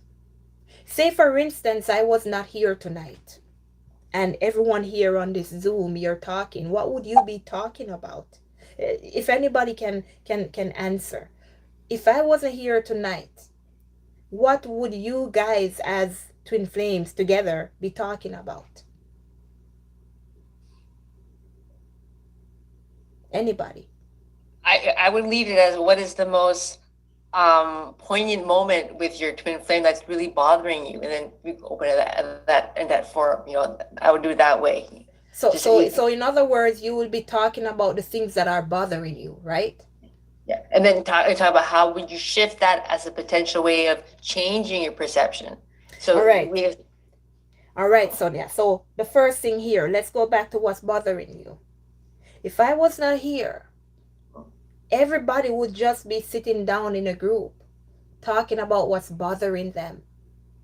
Well, we need support because we don't know how to handle this. Exactly. So this is the thing. When you're sitting down in a group as twin flames, and it's not like a session or a group where you are having this healing session or whatever, your only focus is gonna be the hurt. Your only focus is gonna be what is the big problem in your relationship or your connection, because we don't have a relationship.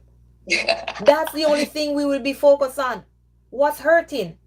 The hurt, the pain. And we will only be talking about, oh, he did this to me, and can you believe he did that? And I tell you, I cannot stand this guy, and I hate this guy.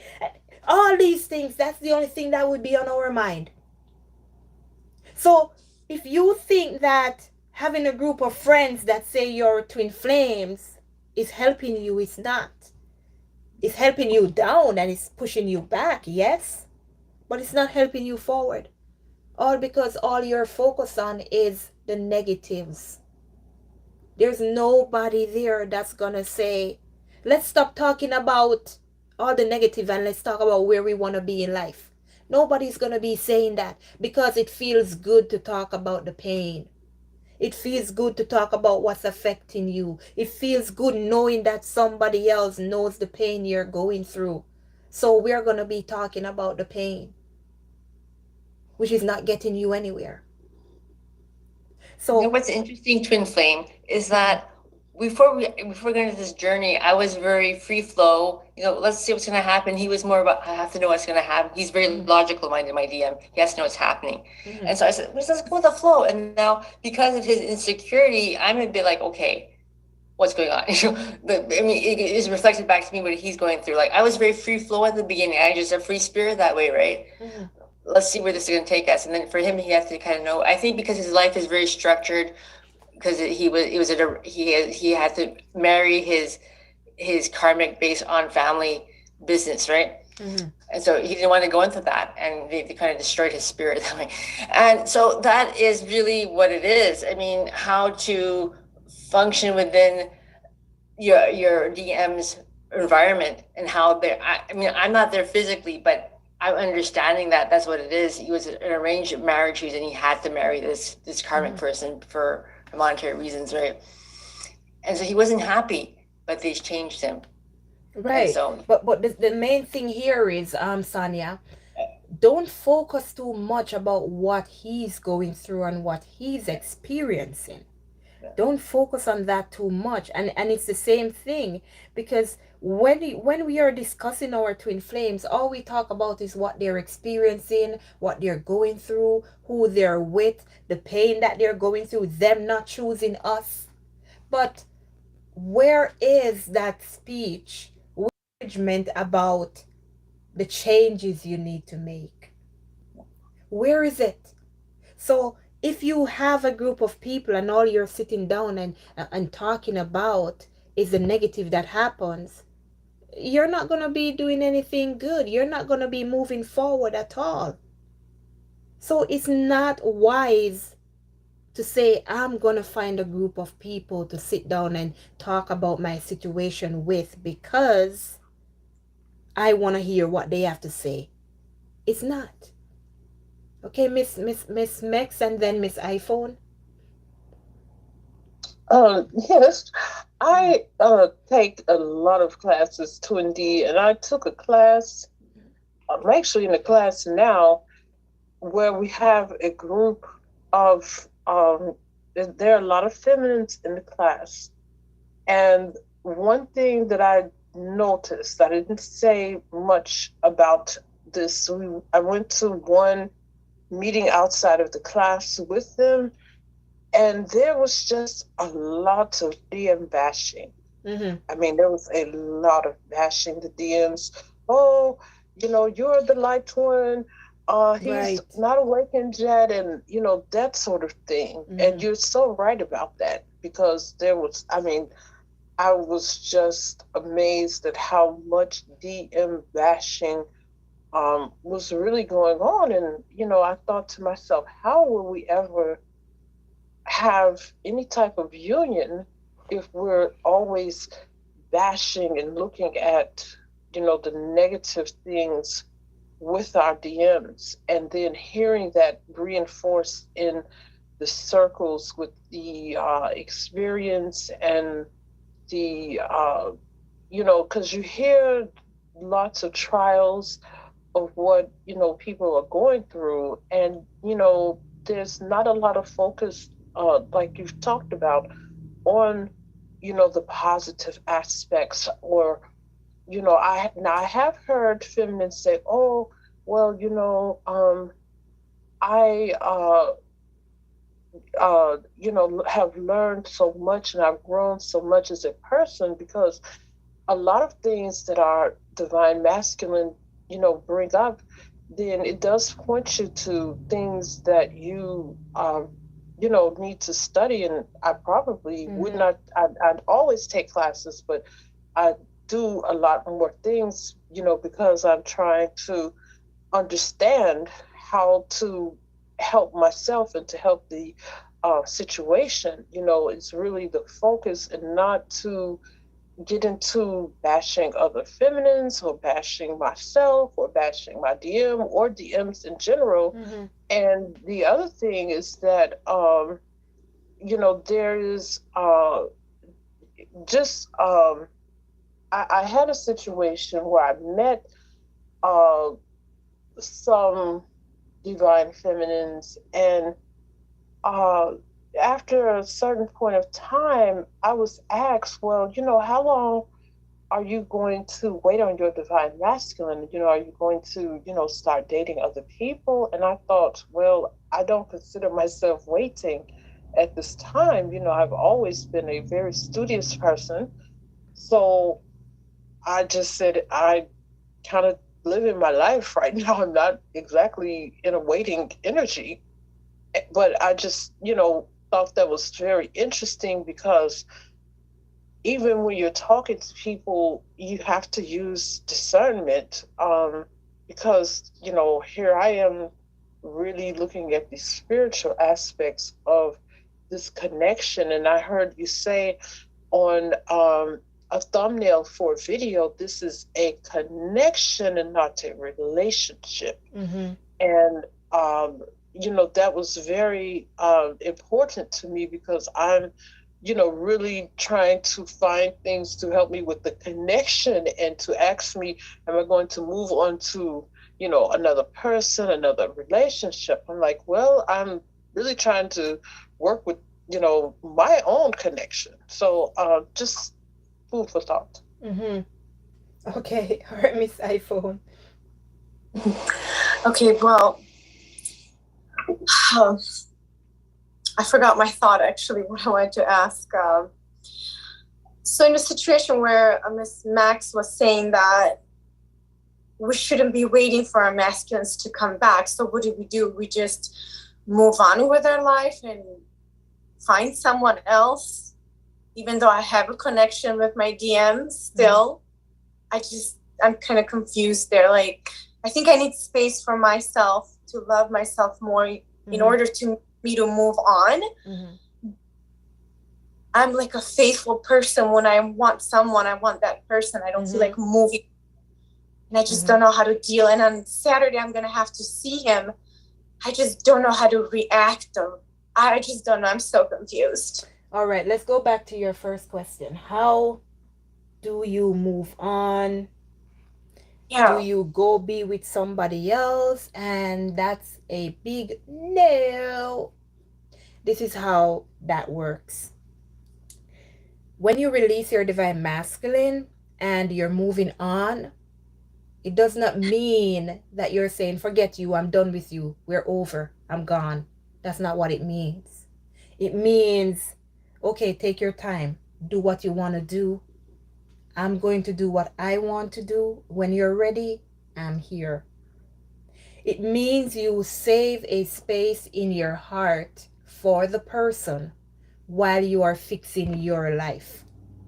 Say, for instance, you're so madly in love with this person, but oh, he's my divine masculine, I don't want to leave him, I love him so much. And you get a job offer in another state. This is what you're going to do. You're going to refuse that job offer because my masculine is in this state and I'm not going to want to leave him because I fear that I'm going to lose him if I should move to another state. And that's why this journey is all about focus on you and what's best for you. Now, you know that that job would help you so much in life. You know it's a higher pay than what you have now. You know you'll be able to buy a house with this new job. You know you'll be able to do so much. You could even start a business, whereas the first one you were living paycheck to paycheck. But I love my masculine so much, I do not want to leave them alone because I'm going to lose him if I should leave. Now, when you are working on you, when you are saying, divine masculine, I love you, but I've got to move on. You are going to choose that job because it is best for you. You are going to choose that job because you know it's going to make your life better. Because the same place your divine masculine met you, it should not be the same place they come and find you again. That should not be how it works. It should be because I'm elevating myself. I'm growing. So next time you and your masculine talk, oh my God, yeah, I got a new job, and guess what? I even bought a new car. You remember that old raggedy car that I had? And you're gonna be talking about that old car. Yeah, I never knew you would let go off of that car. Yeah, I had to because I got a better job now. And guess what that's gonna do? Trigger your divine masculine to also do better for themselves because my feminine is elevating. My feminine is growing. My feminine is doing so good. I want to do better too. We are an example for the divine masculine. If we are so scared of leaving them that we give up things that are going to improve our lives and stay in our shabby ways, all because I love, then guess what? They're going to also give you up, the person that they truly love. You see this? Now they're giving up love to stay in their shabby life because that's what you did. That's what you did. They're following us. If you can't let go off of them, they cannot let go off of their karmics. If you cannot move on from them, they cannot move on from their karmics. Because we are the leaders. They follow in our footsteps. And if we are not making any footsteps, where are they going to go? Where are they going to follow? They have nowhere to go. They have nobody to follow. If you are being weak and cry all the time, guess what? I'm just going to be weak and cry too and just staying where I am. But once you stand up and you say, I'm beautiful, you say, I'm strong, you say, I am doing this with God now. It's just me and God. Divine masculine, you can stay there. You can do what you want. Take your time. I'm going to be over here doing me, loving me, working on myself, building myself. I'm going to go start that new job that I was offered. Hey, guess what? I'm even going to change my apartment because I really wanted to move a long time ago. I feel like going to another state, and I'm not going to let, because I love you, I stay in this messy state that is bringing me down. I'm gone. And then maybe 2 months down the line, 3 months down the line, you hear you're masculine. Guess what? I'm coming out to so-and-so state, and I would like to see you. That's because God is lining everything up. When you moved to that state, it was for your betterment. It was for you. Because God knows that He's going to send the person there to get to you. Or God is going to line it up so that you get sent back to where you were to meet up with Him. So when we doubt God, when we doubt the connection, when we say, I'm not letting go off of you because I'm going to lose you, you're stopping God's process. It's like you're cramping God's style. You know? You're cramping God's style. I want to make things work, but you are setting yourself up for failure. While I'm trying to help you, we're interfering in God's process. And that's why when we let them go and we move on, everything starts to work out in our favor. And we are happier because now God is working it and not us. Because if you look, when you try to control the situation, what you end up doing? Crying. Because it hurts so much. But when you let it go and you say, God, take over, I'm tired. My head hurts. When you have a burden, what do? You put it down because it's heavy, it's too much. You let it go and you'll feel much better. Now, in the part where now, do I go date somebody else? No. That's where the biggest no comes in.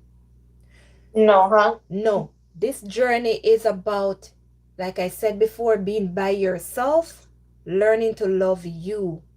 We have had relationships before our masculines. And every relationship we had, we always felt like we weren't good enough in those relationships.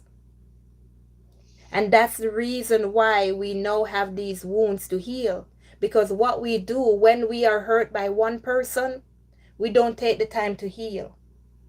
We keep looking for that one that's going to love us, that's going to make us feel good, that's going to accept us. So if we break up with somebody this month, by next month we are in another relationship. Because I want to feel good. I want somebody to love me. I want somebody to appreciate me for who I am. So that's what we're doing. We're seeking that love. So we are seeking it from somebody instead of from within us and from God. So if we continue to move from relationship to relationship because we are seeking that love, there's no healing going on.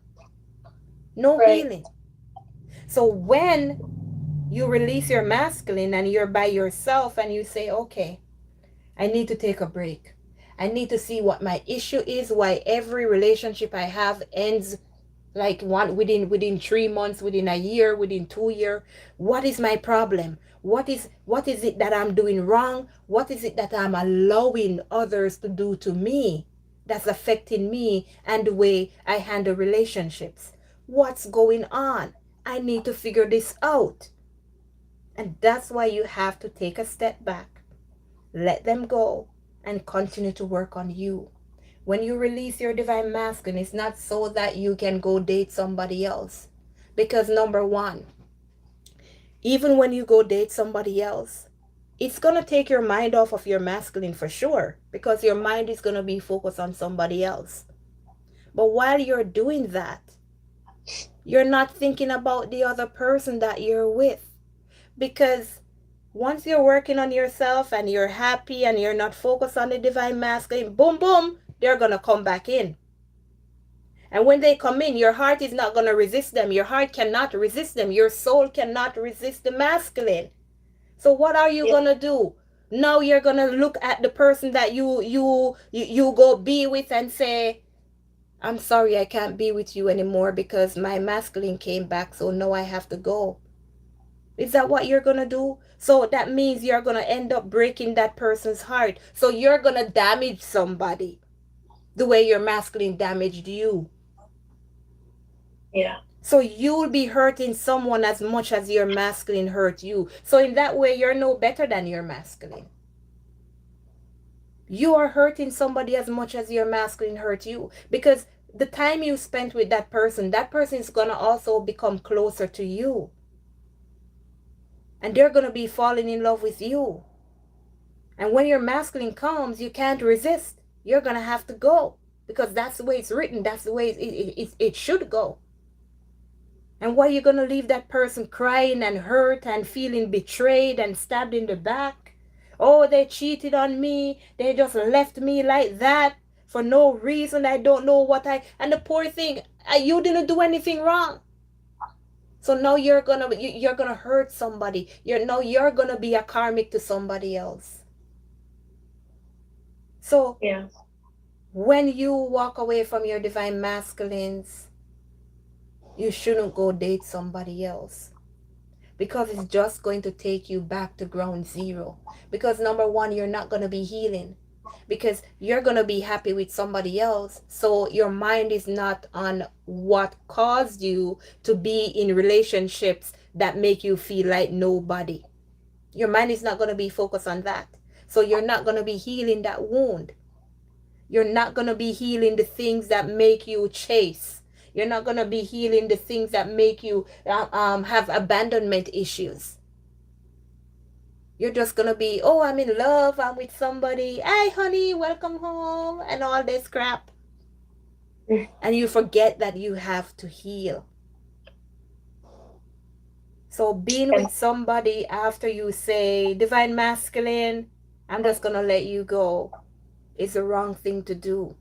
A lot of people do it and they do it comfortably, and it's because they are not true twin flames. Because if you are a true twin flame, your mind cannot even think of being with somebody else and even say I love them. it's You true. can you can be talking to somebody, yes, but there's no love feeling there. It cannot. So I do not understand how people say I'm a twin flame, and then as their divine masculine walks away from them, I'm gonna go date somebody else because I need to be loved. And then their whole life is happy. They have no issues.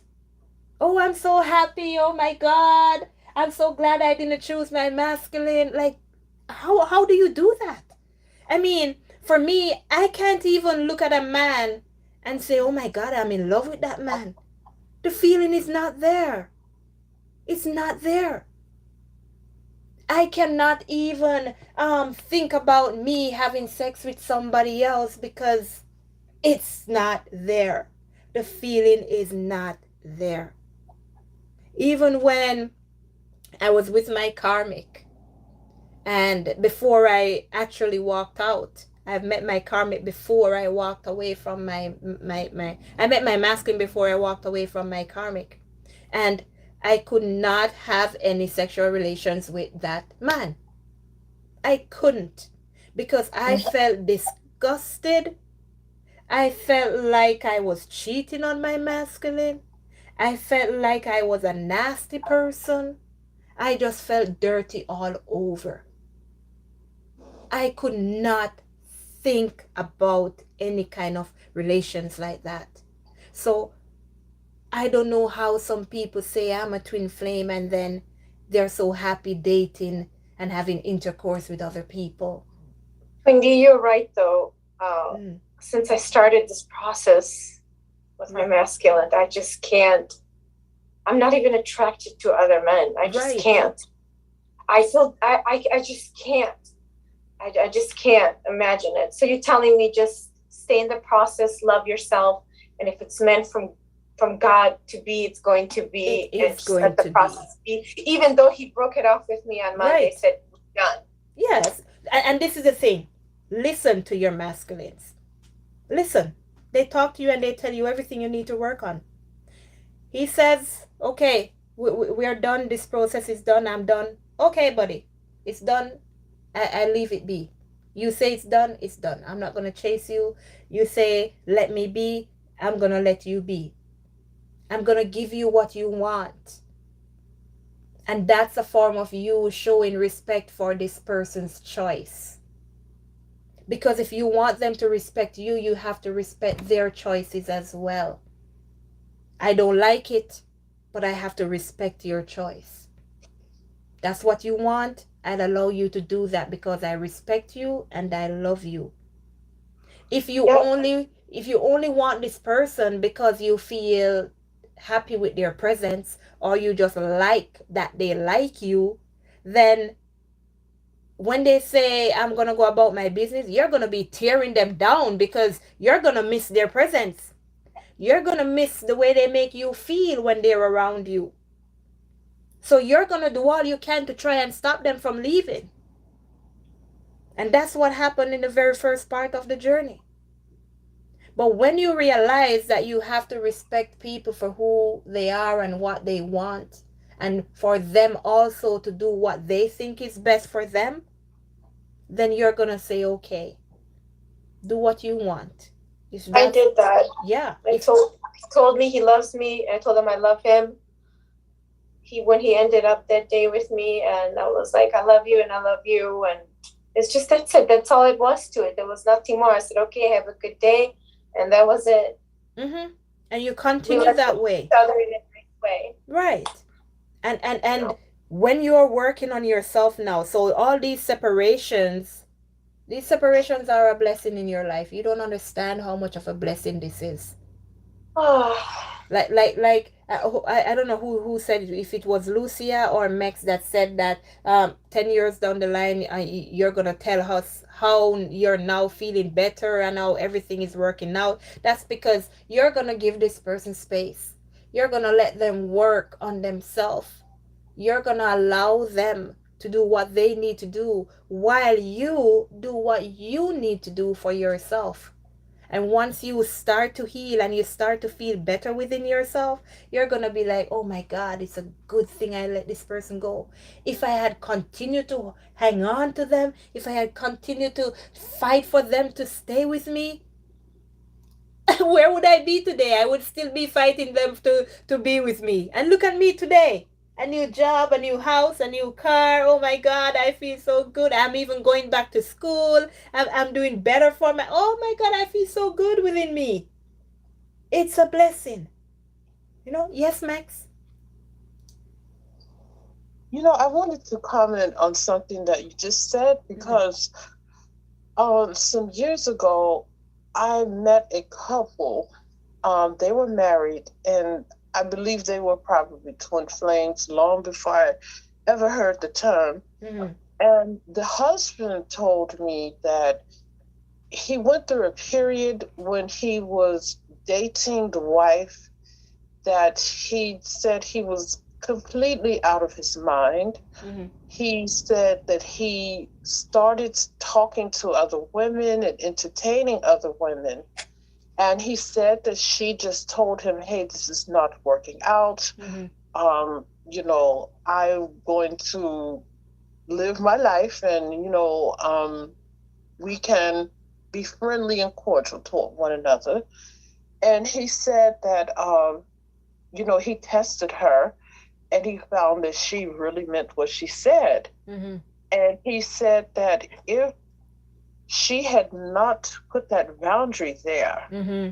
then he would have never married her, because he said that it forced him to really examine what he truly, truly wanted. And if she had just been there, allowing herself to be disrespected and commonplace with the numerous women that he was carrying on with, that he would have never come to his senses and realized that she was the best thing that ever happened to him. Mm-hmm.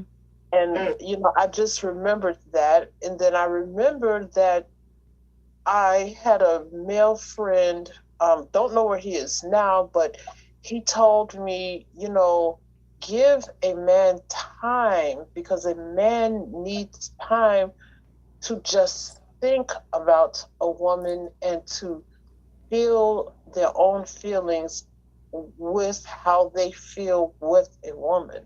Mm-hmm. So, I believe that is supports, what you just said. Yes, it does. And it all goes back to setting your boundaries. And this is a thing, because if you don't take a step, how will somebody know how serious you are with what you're saying? How will somebody respect you and your thoughts? How is somebody going to respect you if every time you say, okay, I'm not going to do this, you hurt me, I'm done, and then tomorrow they come back and you accept them? So they're going to realize they can climb over your boundaries anytime. And that's what I meant when I say that they can use you, draw your energy, be happy, and then go back to the karmic, because they know that whenever they come back to you, you're going to accept them. You're going to welcome them with open arms, because you have no boundaries. And this is the thing with men, right? And most men, even if you're a woman who is a masculine, I'm talking about men. This is the thing with men. If you do not set your feet down, if you do not let them know what kind of person you are, they will not respect you. They will not respect you. Because if you say, I'm one way, and then as soon as they come back around, you open up, they're going to say, my God, this person, they have no boundaries. This person doesn't love themselves. This person doesn't know even what they want. This person, anybody can control this person.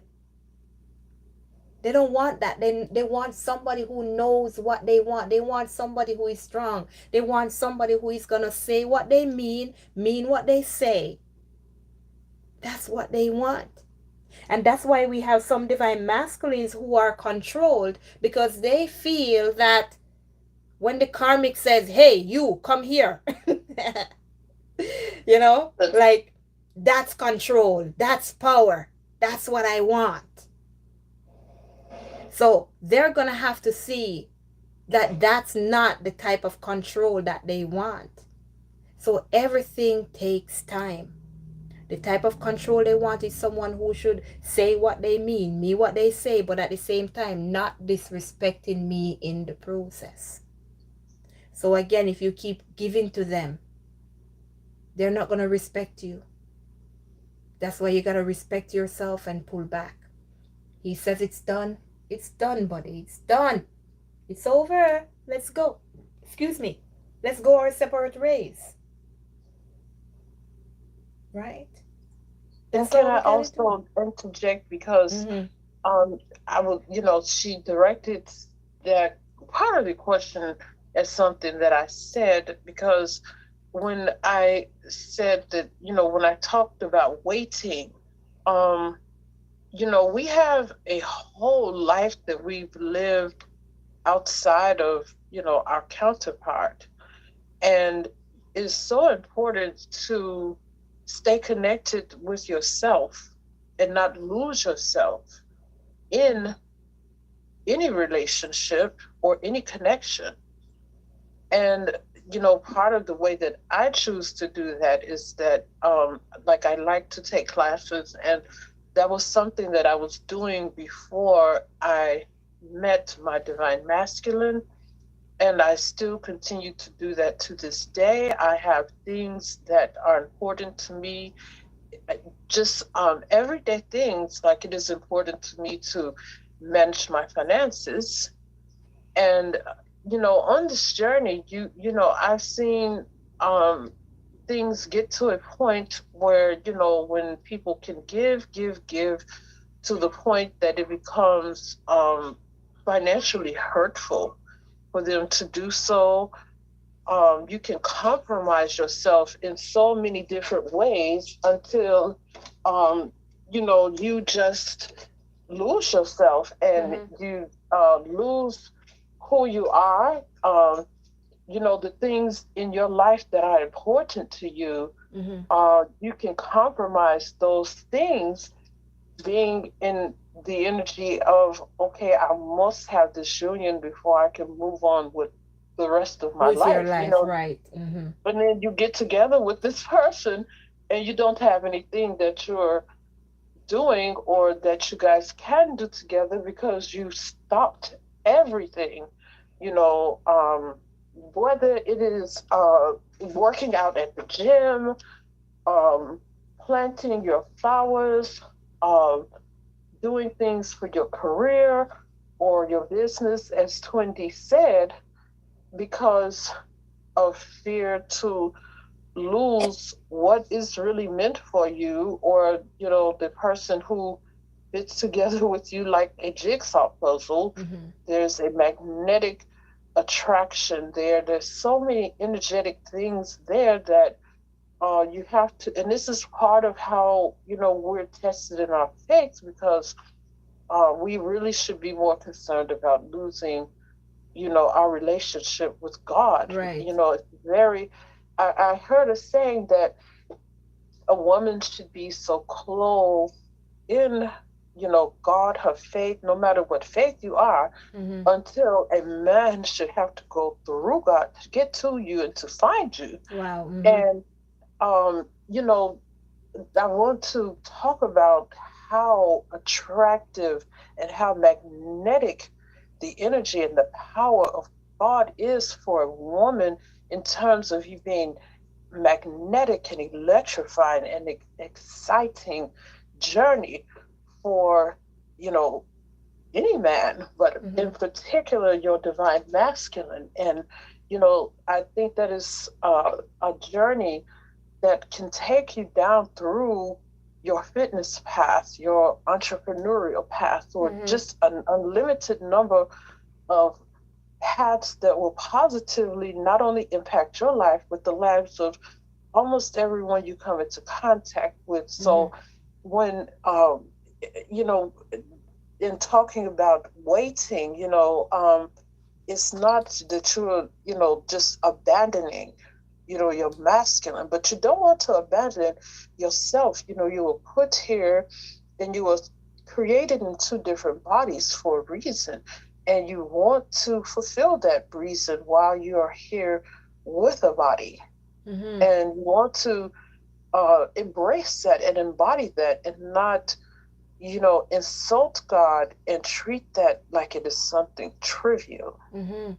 And Max, it's just like you said. It's just like you said. A man have to go through God in order to get to you, right? So that's exactly what happened with the twin flames. Your masculine prayed for you, and you prayed for your masculine. So you both had to go through God to get to each other. That's the only way you found each other, because you both at the moment were praying for that love connection, that special connection. Somebody who is going to love you like you love yourself. You only found each other because it was the right moment, because God says, okay, it's time. They're ready. They're ready. Because you both were at this point in your life where you were giving up on love, where you were so used and abused in love that you felt like giving up. Some of us even were turning our minds and our back against God because nothing good is ever happening in my life. And you're there praying and you're crying and you're wondering, where is this love? Where is this person? Like you've given your all it throughout all your life. And you've never gotten anything back. So God, where is my person? I don't know if anybody else remember doing that, but I remember I did that. And I was like, God, where is this person that's gonna love me like I love myself? Like, why is everybody always getting the lover that they dream of, even people that don't deserve it, and me, I get nothing. I get nothing. And then like about maybe about 3 months after, here comes the twin flame connection. And it's because we were praying for each other at the same moment. So God says it's time for you guys to be together. It is time. So we just gotta let everything flow.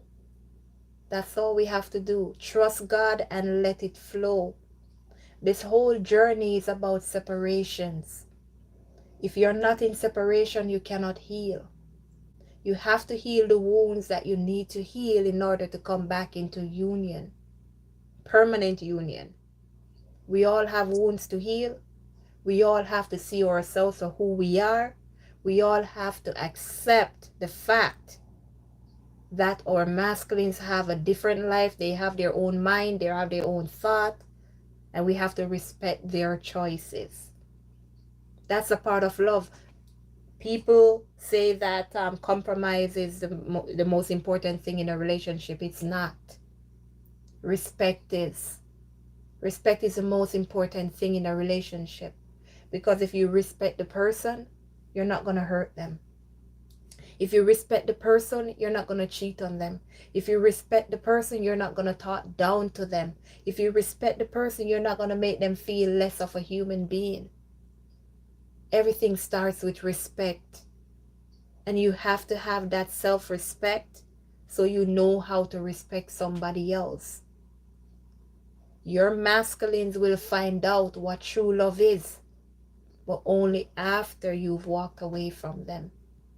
After you let them do what they want, and they will come and find you when they realize what true love is. But if you've never given them that space to breathe, if you've never given them that space to find out what hurt is and what true love is, how can they find you again? They cannot. They cannot, because then they will still be lost. So you have to give them time. You have to give them space. And throughout all that, you're working on yourself. You're doing you. You're going back to school. You are planting your garden like you talk about, Mex. You are working on your house. You're taking those trips that you wanted to take that you didn't get to take. You are loving you. You are just doing what makes you totally happy. Because if you can't be happy by yourself, how are you going to be happy with somebody else? If you cannot make yourself happy, how are you going to make somebody else happy? You cannot. Because it's like you don't know what happiness is. Because if this person should be with you in permanent union, and if they should go away for work a week, you're going to be dying because I need this person beside me. Where are they? And you're going to bug this person. When are you coming home? When are you this? When are you that? This is the thing that we need to learn to control. Be alone and be happy. Because the only thing you need to learn that you need is God. And when you have God, everything else will be added onto you. Your masculine is your prize. You are your masculine's prize. Your masculine is God in human form. We are God in human form for your divine masculines. And that's because we are each other's unconditional love. Because God is unconditional love. So we have a piece of God inside of us for our masculines. They have a piece of God inside of them for us. And we have to realize that. So in order to get to the goodies, you got to remain focused. You have to. Okay? Thank you, Twindy. You are so welcome. So thank you so much. Always remain focused, all right? Focus on God. Every time there is something that comes in that affects you, like Meg says, pray about it. Whisper a short prayer. Whisper a short prayer. Your angels are there to help you. Cast your cares upon me. That's what God says. Everything that's happening to you, give it to God. God, I can't take this. I can't do it. Take it. Jesus, take the wheel. I can't. And when you say that, don't go try to solve the problem on your own after you say that. Don't go back into your negative energy after you say that. Trust God. Trust that God got this.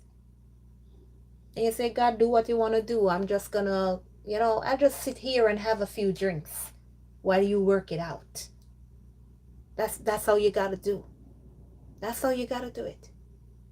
Stay strong, Miss iPhone. Hold on to God. Anything you want and need, you ask God. When you're going through your struggles, you call on God. Nobody else is going to be there. Sometimes people are there to help you, but when they come to help you, it's because they want to talk about it later. You understand? That's what God is trying to allow us to see, that we only need Him. And once we have Him, oh boy, everything just starts to fall into place. You're going to wonder, why didn't I start to do this from a long time ago? Why was I hanging on to a man? And guess what? God is a jealous God. So you keep hanging on to that divine masculines. You're not going to be paying God any mind. He's going to get jealous. He's going to get jealous. And guess what's going to happen? You're going to be pushed further away from Him, because if you can't hear, you will feel. That's exactly it. If you can't hear you, you're going to feel. So who is more important to you, your masculine or God? Right? That's your decision. That's your decision. Okay? So, and yes, indeed, that's when we experience the Tower of Babel, when we just hold on, then that's when we get the Tower of Babel moment. Everything just starts tumbling down, right? All right. Any last words, Miss iPhone? No, that's it. Thank you. All right, you're welcome. Miss Sonia, any last words? I just thank you for sharing it. I mean, it's so important to have a resonance and just know that we're not that Richard is not therapy, but there's something about talking of a commonality that we all share is important. Not because we need therapy. It's just an awareness and justification. What we have, we're not quacks. We really are. we're together. Yeah, it's women power. Yay! Yes. We're all of us can be crazy. I feel like sometimes we are Wonder Womans. We're all like Wonder Womans. We have all this, like Wonder Woman. We are. We just gotta hold on to God. Any last words, Miss Max? No, thank you so much, Miss iPhone, for sharing, for allowing us to converse because we all are here learning from one another. Yes, we are. And thank you guys so much for listening to my. You are welcome. You know what? iPhone, you were so blessed to have what you're going through. What you're experiencing, you have to go through and feel and be with those sensations. Because you're pushing back and you have to feel what you're feeling and be present with it. That's all I can say. Thank you guys. Exactly. Merry Christmas. And Merry I'm gonna Christmas. let you All the Christmas, best. guys. Thank you. Lots Bye. of kisses from me. Bye bye. Take care. All right. Have a good night, Merry everyone. Christmas. Right. All right. So let's go back to YouTube now and wrap up. So, guys, thank you so much for being here. Everyone here on YouTube. Let me get you your pretty little view before I where is it? A beautiful waterfall. So you have something pretty to look at. But guys, listen, what I want to say to you is it's a new year. We're coming up on a new year, and I'm really glad we got the chance to do this tonight so that I could help you guys to make some beautiful decisions for the new year. Somebody's here. If you're still here, I'm a twin that came into a separation without the relationship ever started. What do I do about that? Excuse me.